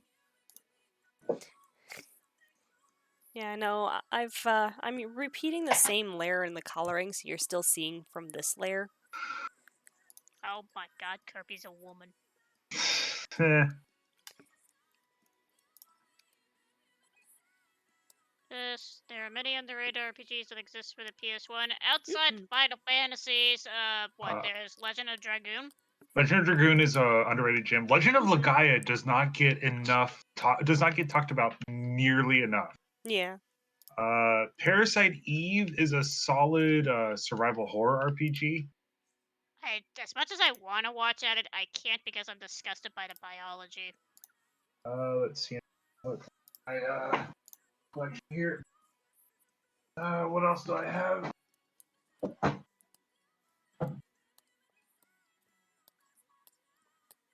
Wasn't there some few Tales games on the PS1?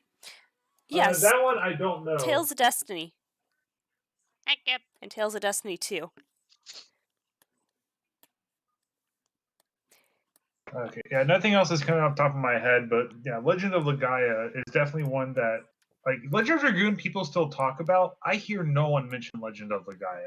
Yeah. It is a fighting game, not a fighting game, it's an RPG, but your battles use fighting game style mechanics. Interesting. So you could choose to attack with your arms, with your legs, and whatnot. And if you do certain combinations in certain orders, you can unlock special moves. Yeah. There's one I know Dario Let's played, Vandal Hearts.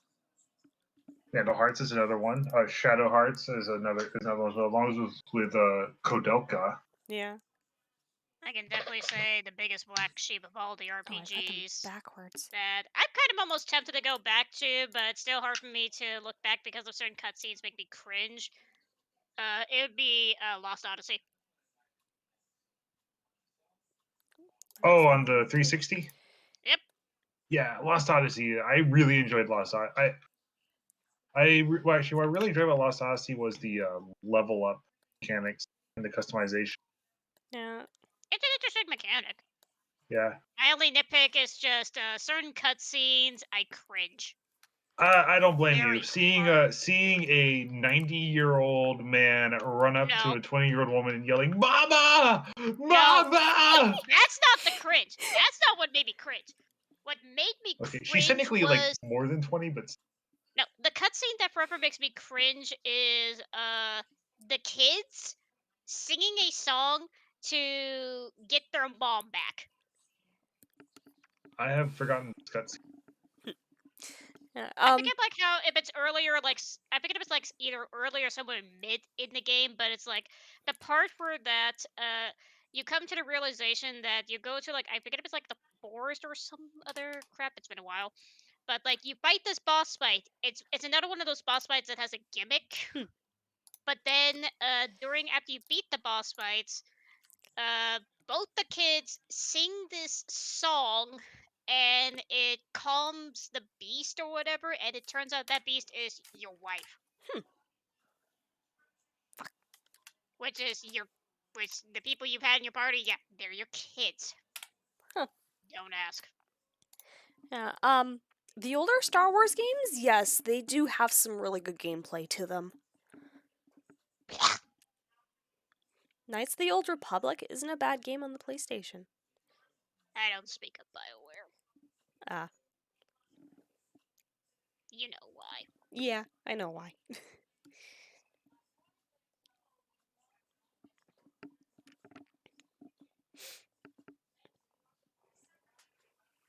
No, the old man saying "mama." No, that is funny. That is Yeah. amusing to me. That's not a cringe to me. I will forever love that And cutscene. he is not being creepy either. He is literally genuine. rejoicing at That's seeing his his mom. mother. That's his mom. And, Yep. and the funny part is that if you keep forgetting that your characters are Immortal. yeah, your mind's ever be like, what? And then you have to remember it's like, oh right, they're immortal. Yep. For some reason, it's just that anything that they make offsprings of, they're not immortal. Well, even in battle, they're immortal. They don't really die. They just like are unconscious for a couple of turns. Yeah, no, they fall That's unconscious for different. like 3 turns and then they're back up again with what, half health, just to make the Yeah, something like mechanics work. that. They come back to life, but the thing is that like if everybody dies, then it's an instant game over. Yeah. Yeah. Well, it's standard. Like they can't. You know, you have to have some sort of challenge. Yeah.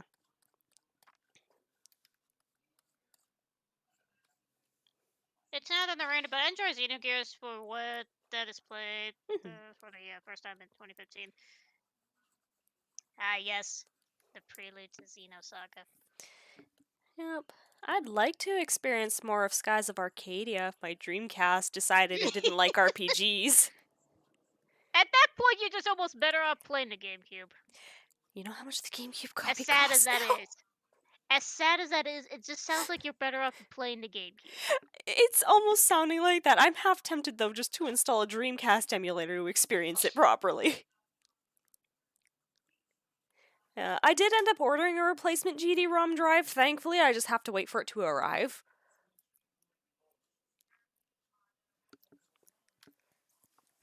I remember that. You got a good few of us to read those poems.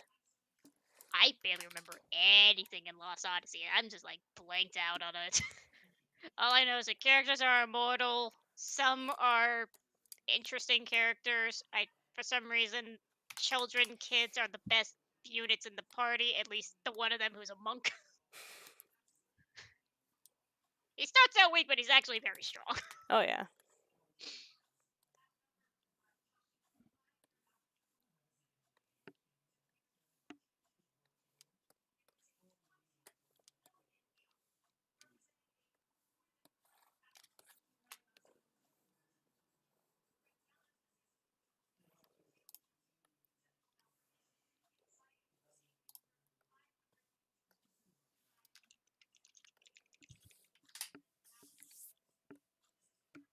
And by the way, the fact that the main characters are immortal is not spoilers for Lost Odyssey. It literally is said in the first like 5 minutes. Yeah, no, they tell you right at the first beginning. thing.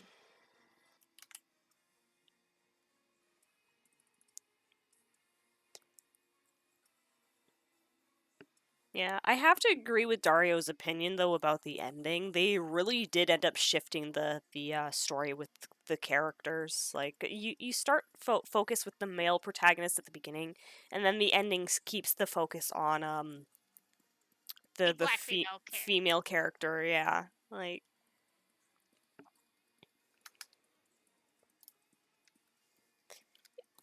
it just didn't sit right.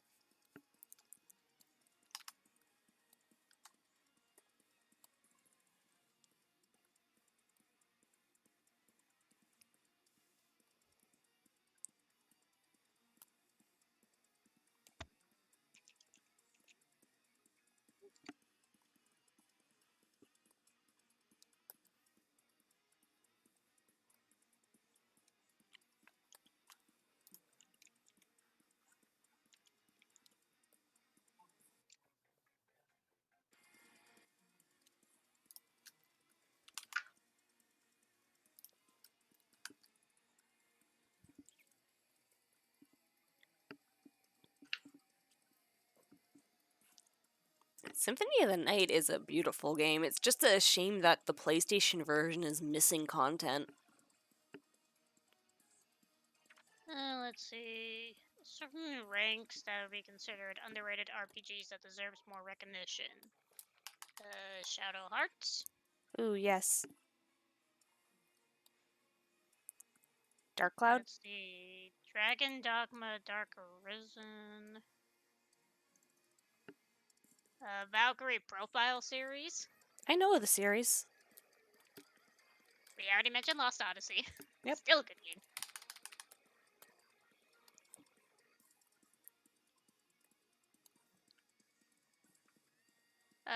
Grandia series. Grandia! The one game that Sven likes. I still can't get my disc to work. That might be a game I'll purchase for the Switch as well. Because That's they the one made a Daria port. mentioned, the Wild Arms series. Yep.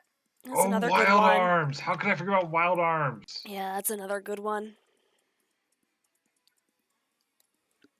Sky Oh, Spark Mania. because I only played on PS2. That's why I've Yay. only played the remake.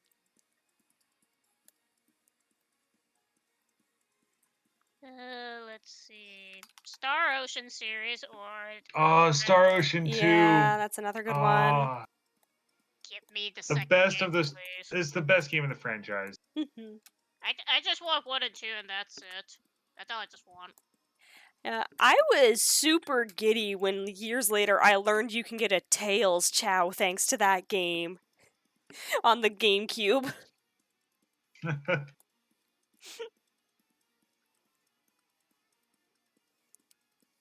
Oh, the one you mentioned before, Legends of Legaia. Or Legaia series. Legend of Legaia. Yep, it is a solid game. I need to see if I can.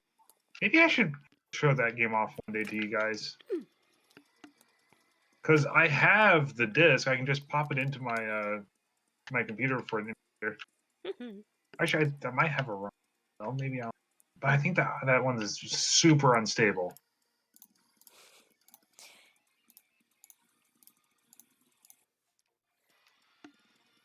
Yeah, this is interesting to Oh, put shoot. this as an underrated RPG. Reveria the Promised Land. Oh, I know of that game! It's on the Game Boy Advance and the PSP. Yes! Which I actually have it. I think I played a demo of it when it was on the PlayStation Store all those years ago.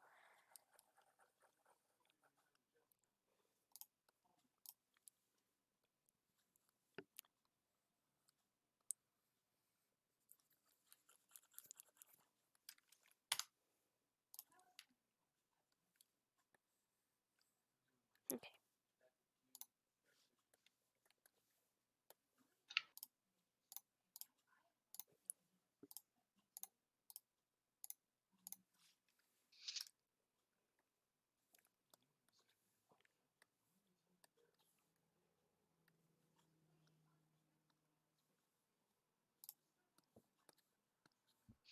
Can't forget to mention the Lufea series. Yeah, Lufia. Yeah, well, yeah, those are really awesome games. It's just none of them are on the PlayStation.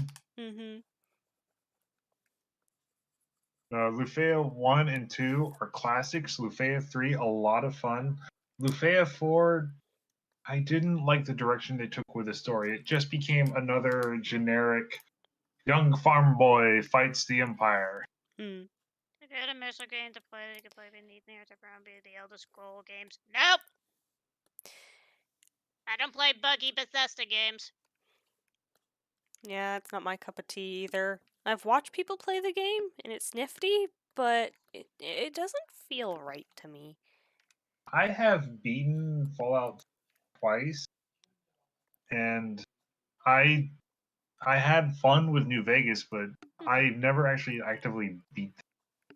Like the only one I've beaten is 3, and I've played New Vegas, played a little bit of Skyrim. I just Yeah. open world games.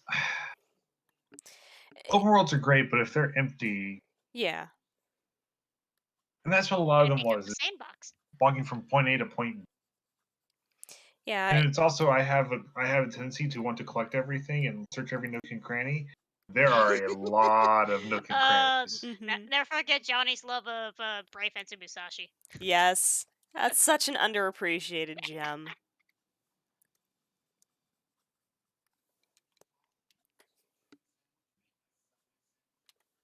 Oh, look at my backlog of games.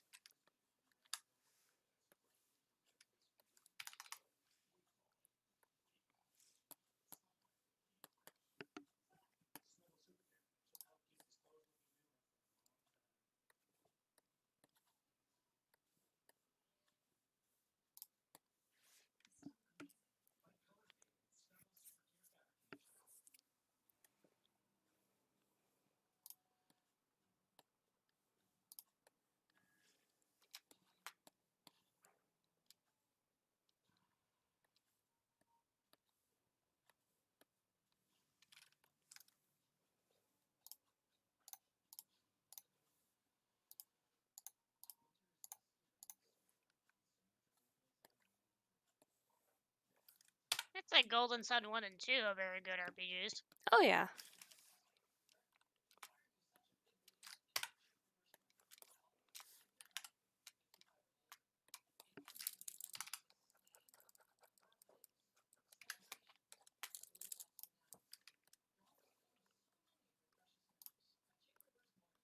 Yeah, let's see. Another good Black Sheep RPG. Beten Kaitos. That's a name I haven't heard in a very long time. Alundra! I forgot about Alundra! Ooh. Gesundheit. It is a Zelda-esque style action RPG PS1. Have any of y'all It played is a a farming little bit on the harder simulator? side. For example, Ooh. Harvest Moon 64. Yep. Harvest I Moon. know that previously some of you guys had, what was that one indie game on Steam? Stardew Valley. Thank you. Yeah. I still remember when the game was in development. The developer actually followed me on Twitter while it was still in development. It was nifty watching him progress through it. Eric is an awesome guy. Yes. It's just very cutesy. That much I can say.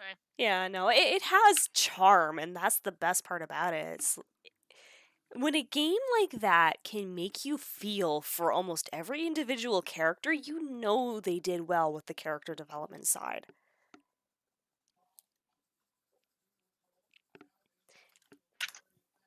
Alright, that should be the whole thing colored.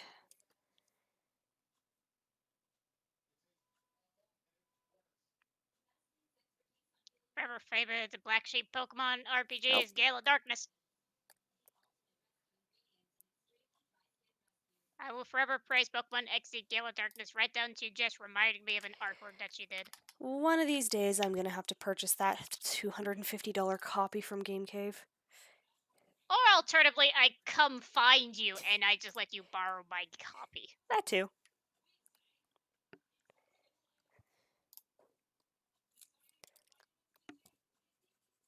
Now the only question of the matter is if you do it, are you gonna get all the shadow Pokemons or no?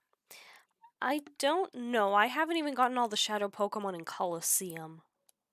I can show you the list, but the funny thing is that there's one funny thing where that if you give a certain shadow Pokemon, you get a shadow Pokemon, but if you trade it back, you get the baby version of an already shadow Pokemon that you own.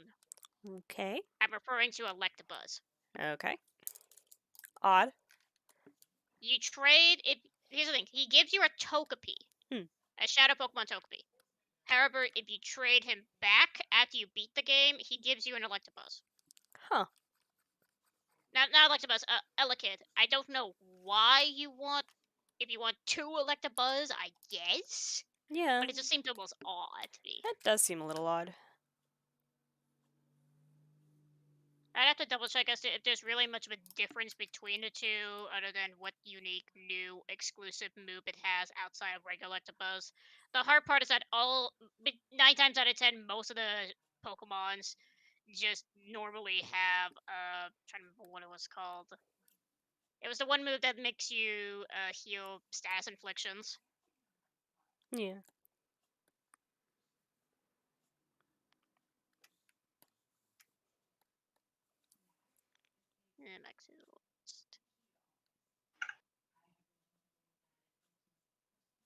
There, that should be everything now.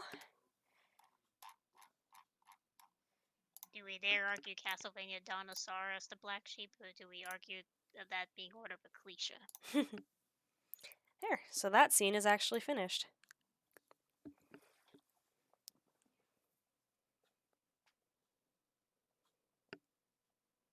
Black Sheep Final Fantasy game, 12 Revenant Rings. That is I cannot answer that question in any like meaningful way because What? I love a lot of them. What? What my favorite Final Fantasy? Ooh. That was the question I was asked, right? I might have been misremembering or mishearing because I have Fandaniel You're yelling in my mishearing. ear. I was joking around of saying like Black Sheep of the Final Fantasy games, and I Oh, just said Black Sheep. I was thinking, like, Okay. out of all the Black Sheeps, it would to Mhm. me, I'd say it's 12 Revenant Rings if you don't count the Final Fantasy Crystal Thank you. Chronicles series. No, like, Dario, Cookie got me a Sega Saturn for my birthday, and I've been buying games for it left, right, and center. I've actually got a decent library so far. Knights, the Symphony of the Night that was exclusive in Japan. Mega Man X4 actually feels so good to play on the Saturn.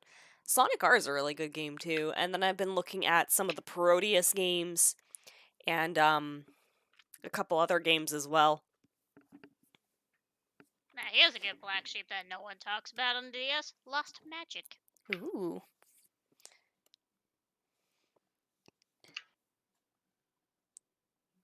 Okay, so kind of show everyone. This was the first scene of the opening I had finished. A part of me should one day take the time to Which will actually then play transition Pokemon to Conquest. scene 2.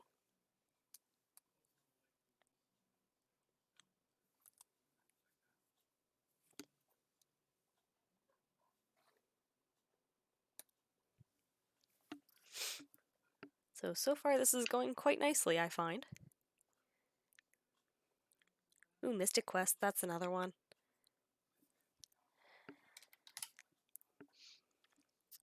Okay, export that. We don't Go talk find about the Mystic folder. Quest. Or rather, I don't talk about Mystic Quest.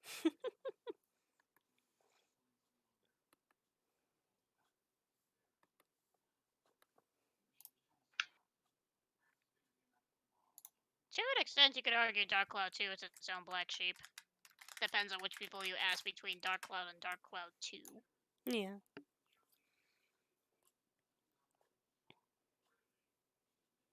Gee, I wonder which Xenosaga game is the Black Sheep 2. 2 is forever the Black Sheep. There's a reason why we try to pretend 2 does not happen. Oh, Dario, you reminded me. I did find a copy of Panzer Dragoon. I'd have been too afraid to take it out of its case.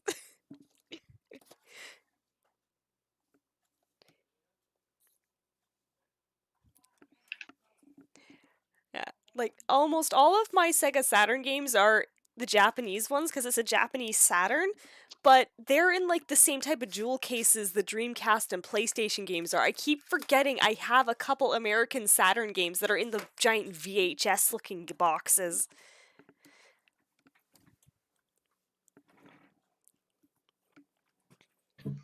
Should we argue that every Digimon RPG counts as a Black Sheep?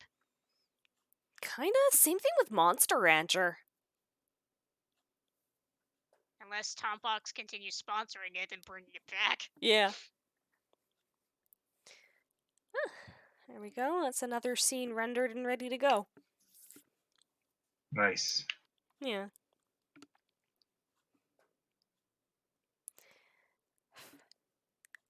And I think that'll do it for tonight, honestly, unless you guys want to see a game for a bit.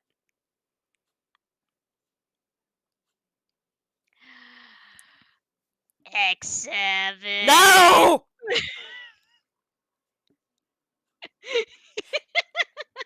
That game could go die in the pit with Flame Ironheart. What? I was merely suggesting a race. No! Since you and Spade No! are here. Wait, what's going on? She's trying to You convince are us to gonna race have a X7. race. No. No. A, I don't have a way to stream my PS2 or my Switch. And B, no. No. I think I'm burned to the ground with Flame Ironheart. Well, you said it. Like, you don't play X7 because you enjoy it. You play X7 because you develop Stockholm syndrome, and you find things about it that make it seem like that you aren't portraying yourself. I.e., the way that I have turned Flame Ironheart Screams into a musical song in my head. Yep. It's like a chant. Burn to the ground, burn to the ground, burn, burn, burn to the ground, burn to the ground, burn, burn. I think I could probably argue that chant. at least the Painful RPG can be its own black sheep. Yeah, it's a good game. Like, holy crap. And we all know the one infamous song. Workout. Uh-huh. Uh-huh. Yes. Do you still have Breath of Fire 3 Desert of Death on a save state? No. I don't own Breath of Fire 3 and it makes me sad because there's no other way to play it. Yeah, I ended up getting the Legacy Collection 1 and 2 on PlayStation 4 as well. However, I got the imported version because I learned from my friend who has the American version. They got rid of the Japanese opening and ending sequences! Where they play the theme songs.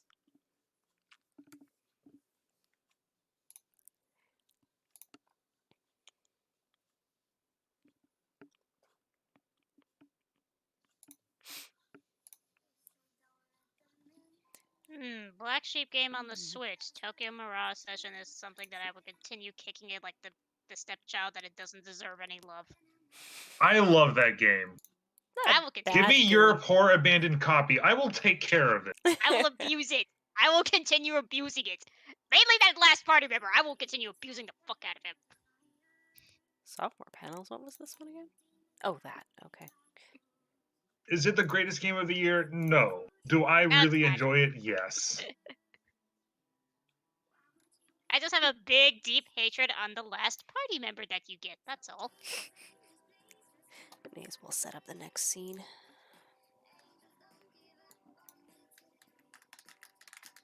Oh, that's right. The other black sheep that Creed.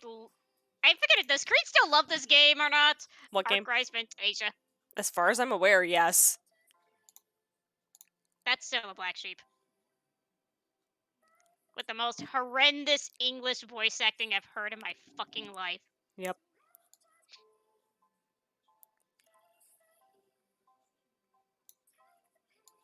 The only good thing about that is Kyria. Kyria's fine. If I had to choose out of like best characters in this game, I'd debate between her being number 1 or number 2 best girl. Because we all know the other best girl in this game. And she's a grade schooler. Yep. Who doesn't has have the stupidly actual- high defense. Yep. And can full heal the party and get another turn because that's balanced. Oh no, my biggest nitpick with her is just her height. Yeah, she I'm does gonna- not look like a grade schooler in any of her art or in game model. That is still gonna anger me. It's just like, what is this height? How is that? It's like me if I were to bitch about Sailor Moon all over again, where it's like, is this a high schooler or a middle schooler? Yeah. I can't tell. Every time I look at just what's her name, grabbing the toast, going to Oh, or Serena. back to school, and it's just like, are we sure that's supposed to be between middle school or high school? I can't fucking tell. Yeah. Don't blame me, blame the height size. So what game will you race, or maybe another fan dub? I still want them to race X7, but they keep kicking it out of the option. Yeah, because we are sane. What? Well, Jess is sane. I'm sane. Okay, well, we're not. Okay, we're crazy, but we're not that crazy. Is a better answer. We're insane, 'Cause I but we was have gonna common say- sense. Yeah, exactly. Like, I'll gladly do another no dash run of X2 before I do a race of X7. Let's see. Another good Black Sheep game.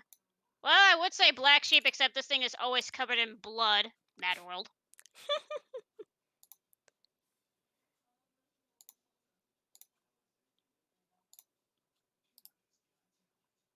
Have you guys done an X2 race? Part of me wants to say yes.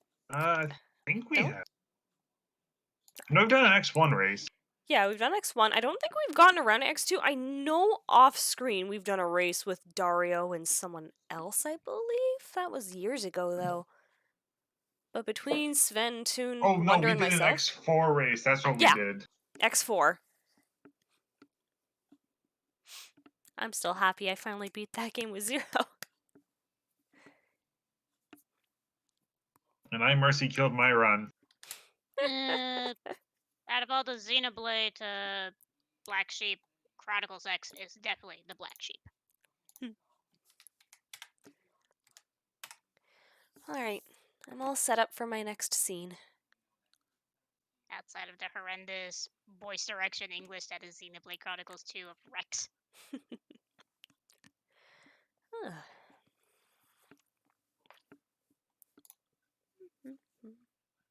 Well, since I'm on the PC, I could probably bring something up on Steam. Final Fantasy X. No, I don't have it. Hyperdimension Neptunia. Don't have it. La Mulana! That's the PlayStation 4. Ah, Lisa the Painful RPG. Go to my backloggery!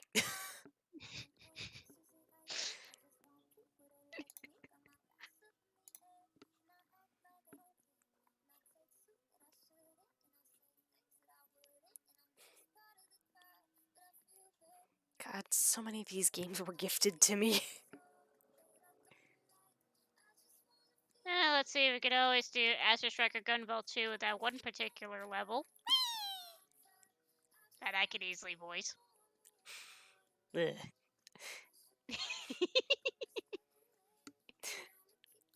I was thinking you were talking about the final level where they fixed it for the Steam version. Oh, they actually fixed it where you can actually sing? Uh-huh. Nice. Yeah.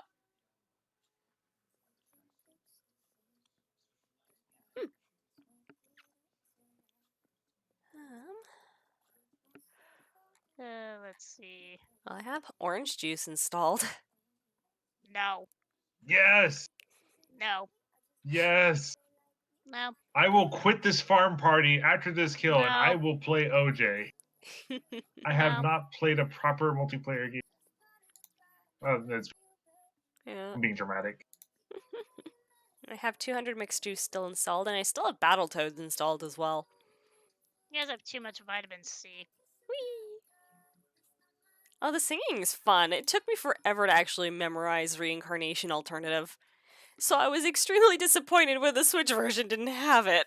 That's why I worked so hard to get a capture device working. The problem with the Switch version is that there is no I way know for it to there's no work, mic. because there's no mic. They could have done it for the PlayStation 4. There's a mic built onto that controller. But no, they didn't do it there either. By the way, I find playing Gunvolt 2 on the PlayStation 4 a lot harder because it's running at 60 frames a second and not 30.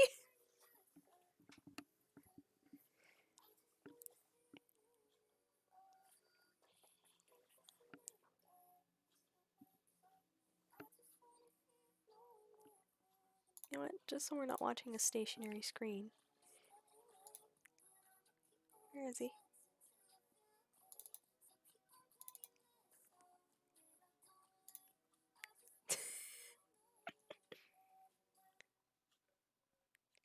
Oh no, the 3DS Striker Pack definitely keep it. That was the original way they intended the games to be played, and I still think it's the best way to play them.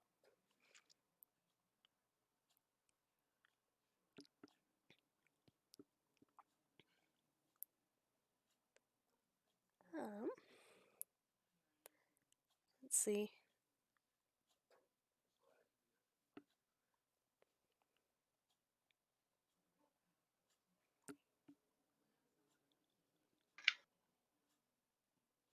I forgot I had Creepy Castle.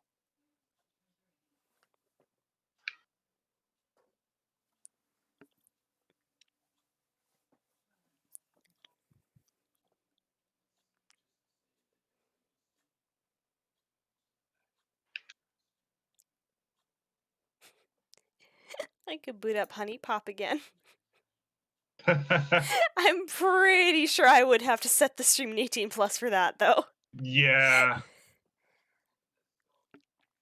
Yep, it was nice knowing you, Jess. I'm not bailing you out of jail. Oh no, the Gunvolt music is absolutely amazing. Like, Ippo Yamada... Is it Ippo Yamada who's the composer? I have to check that again now. All I know is Inti Creates always hits hard with the music and I love it.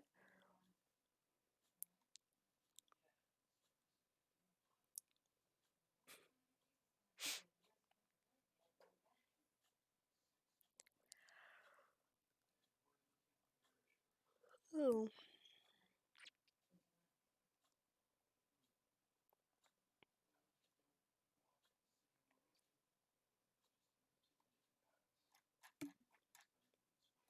I'll put up OJ. Why not?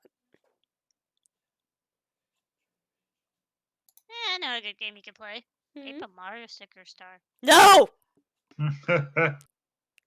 Okay, fine. Mario and Luigi Dream Team. Better. Just don't fall asleep.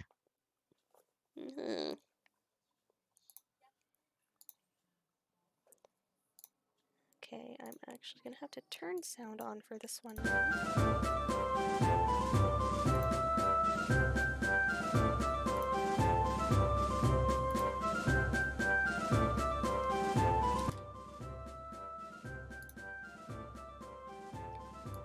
it over. Actually, no. I'm gonna have a stroke how it's on the Dreamcast. It's just called Jet Grind Radio. Just sounds wrong. Yeah, it was a little off.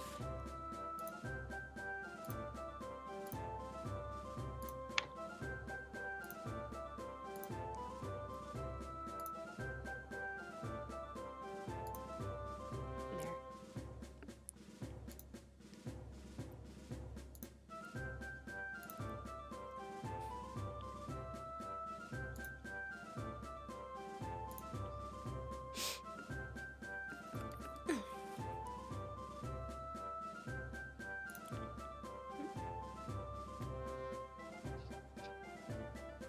That's what I say. You had too much vitamin C. No! Vitamin C is good for you. You've been drinking too much vitamin C. No, she has not. cut She's back. been taking a... No, this is the first time I've seen her fire up OJ in ages. You shut up. Yeah. She's been drinking too much vitamin C. She needs to cut back. Honestly, 6, if you do not want to wait for the limited run version, you can import a copy from Japan of Luminous Avenger X2. They will pilot to English. Every like the Gunvolt Striker Pack and the copy of Luminous Avenger X I have are both the Japanese copies on the Switch, and they pilot to English.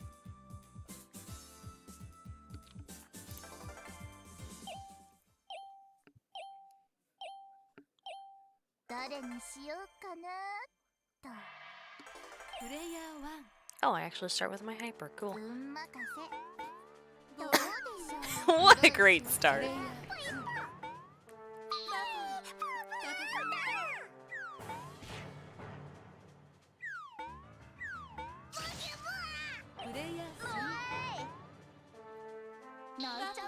Yeah, no, I find that if a game usually has an English version on the Japan eShop, it will pilot to English for you.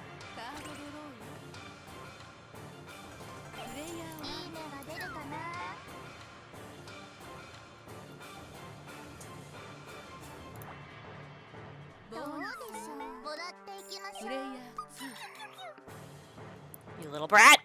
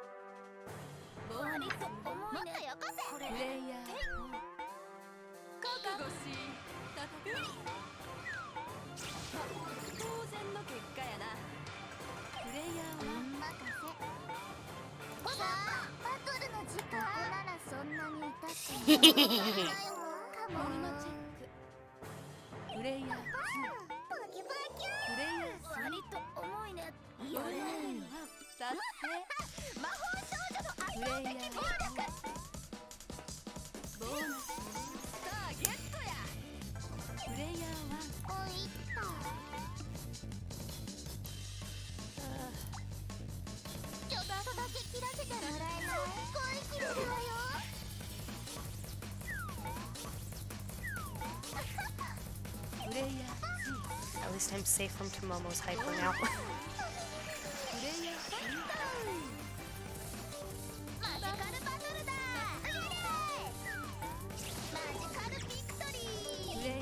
I should probably point out, there are a couple mods that I have running on OJ here. You can see I actually have Kiriko replaced with Queen Autumn.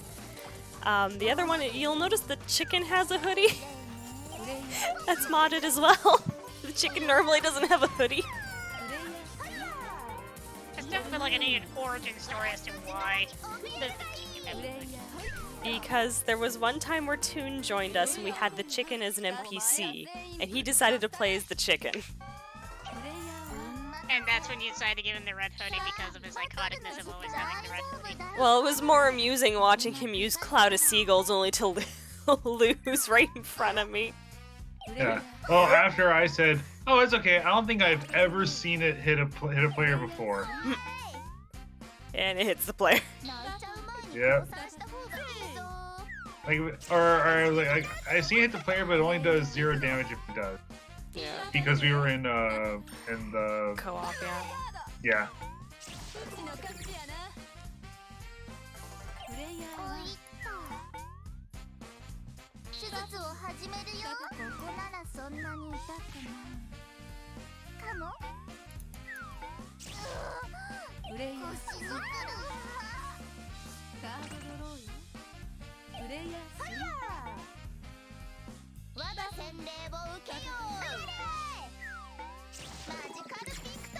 Reincarnation Alternative, that was definitely a fun song to practice. Or are you thinking of Cyanotype? Because that one I love singing.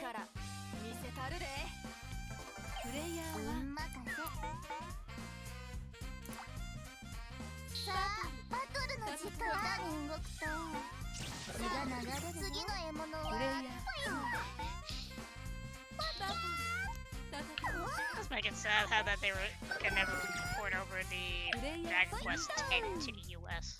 That's still so strange. Like, Dragon Quest fans have been waiting for that game for a long time. And bear in mind, 11 sold a lot of copies. Mm-hmm.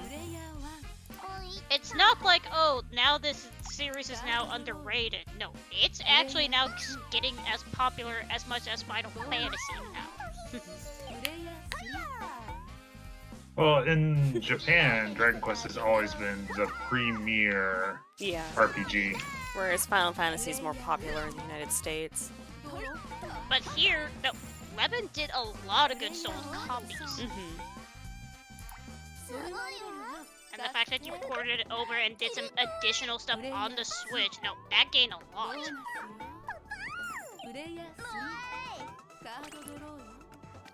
Yeah, no, I loved singing Cyanotype. I loved translating it too, so it sounded right.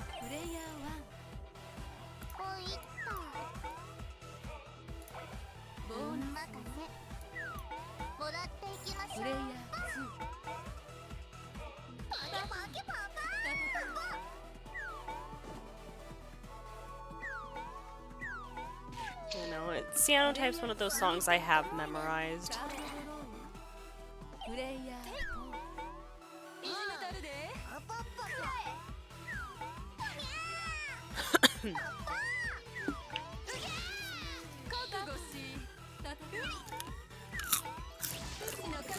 Poor chicken is getting demolished by Tomomo and Yuki.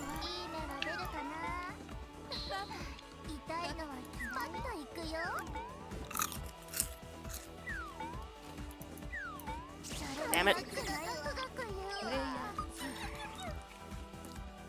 Can't steal my stars, you little monster. I'm glad to hear it, Gemini.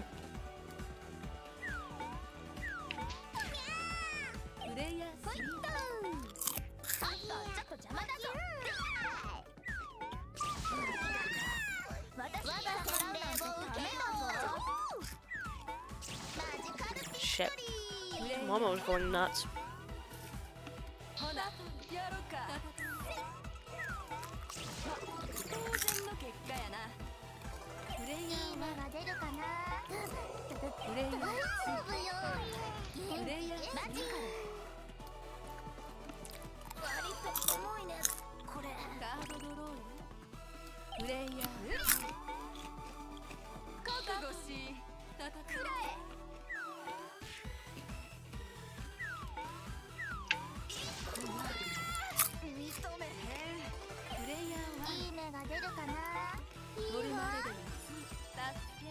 Okay, this is me having a Mandela effect. Was Splittable Infinitive the one who called Queen Brand Queen?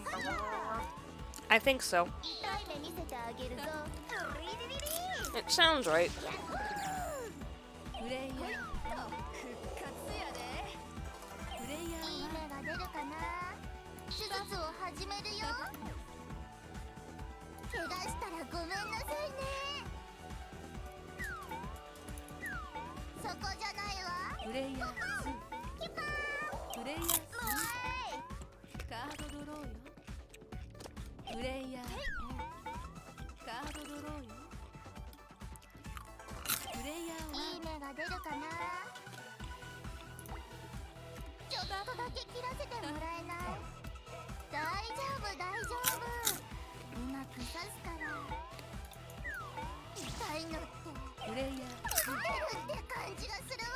Looking at all the greatest moments in LP and Yuki Mitsuno's playing Dragon Quest VIII, forget the fact that, I don't know why this happened, and it might have been a glitch. The main character's head did an exorcist.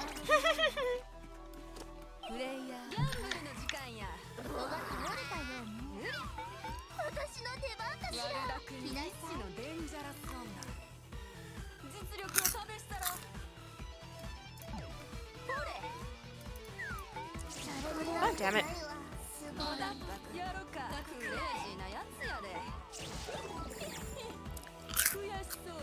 Yuki is out for blood.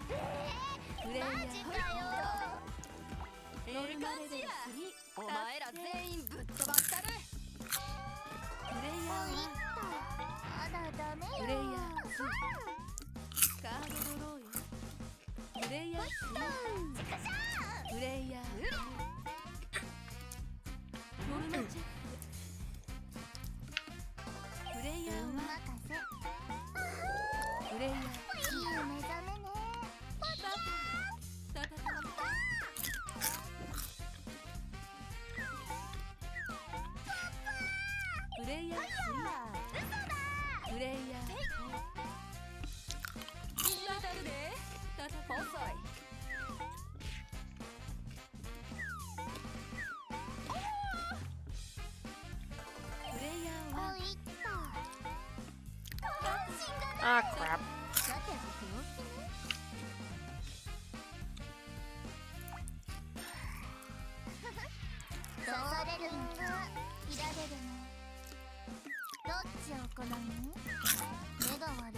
Wow, I've never seen that happen with a boss.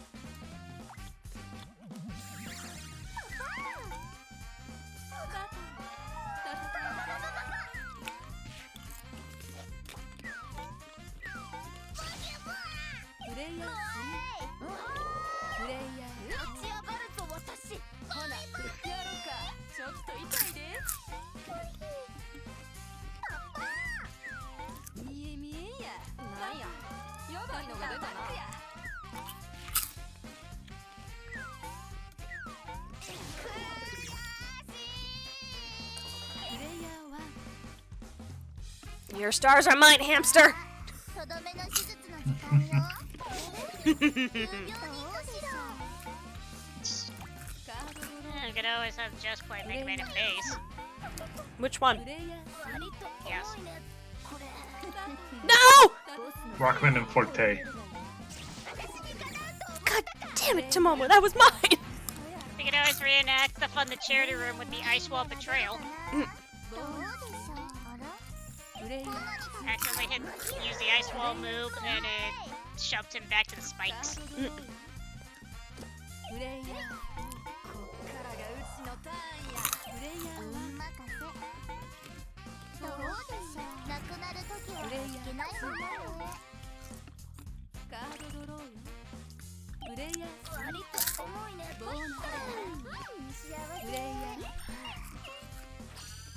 All creation.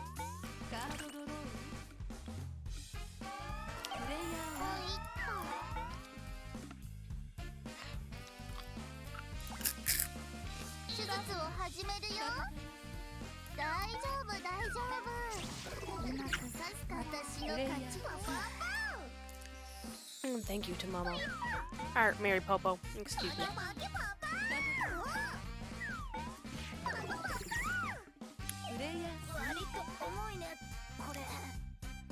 Oh!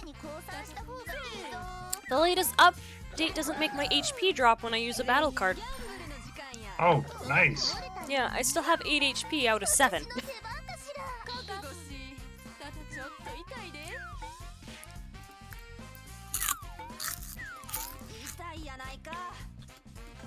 No, you're...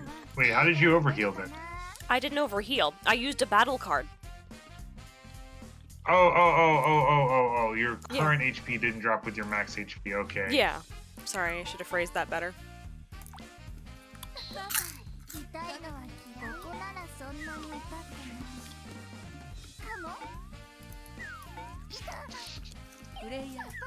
Now see, that's like one of her main gimmicks and tied to one of her achievements. If they get rid of that,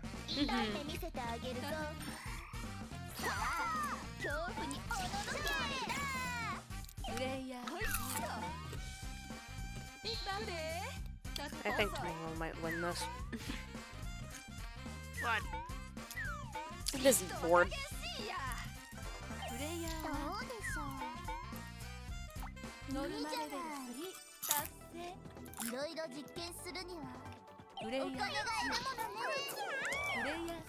Ah, yes, never forget Luca Jin playing Ocarina of Time. Attacking two kids, making the slide even worse.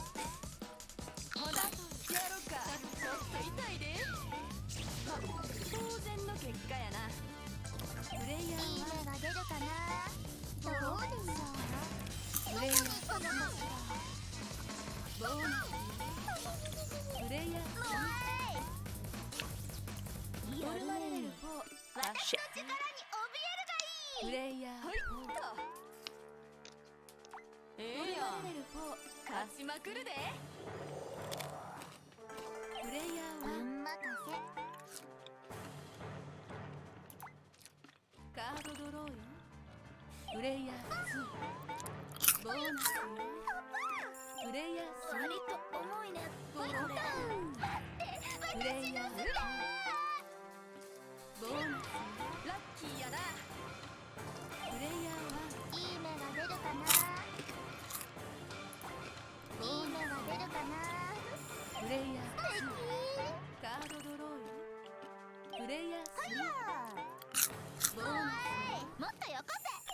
Oh, she has either Norma now.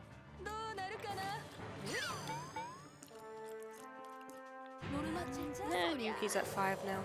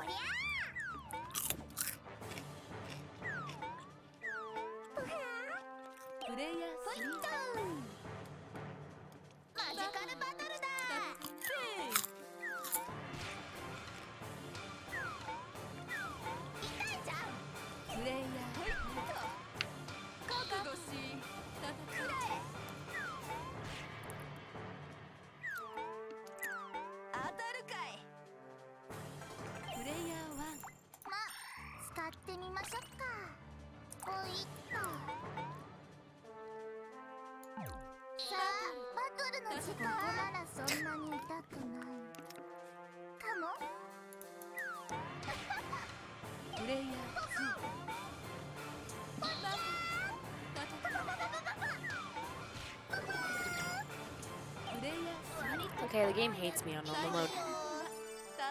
OJ hates everyone. Yeah.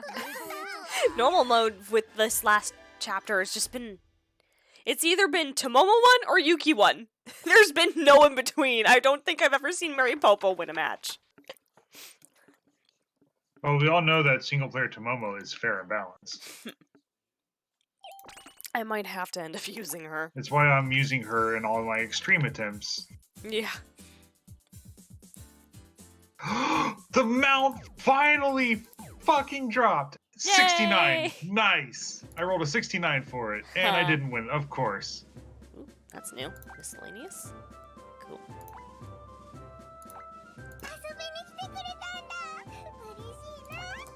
That is the 44th time I have beaten Zodiart. That is the first time I have seen the mount drop. Nice. That is an incredibly low drop rate, and I don't like it. Mm. And then the person who won the mount just bailed. Damn. And if you had to go either way after next pull, you should have said something if you're trying to save face. Oh.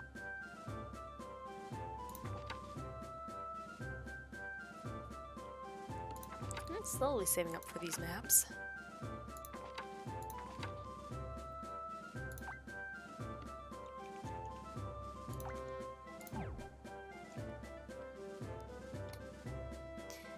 Yeah, I think that'll do it for streaming tonight, I'd say.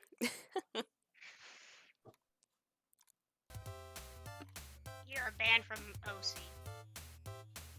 No! Anyways, thank you for everyone who actually joined me tonight and the mess of a stream I've had. Forgetting to turn my mic on and leaving the wrong audio on. But still, I got that scene done. I'm quite happy with it. And it was nice talking with everybody. Nice change of pace. I hate you all. Sure you do. Whatever.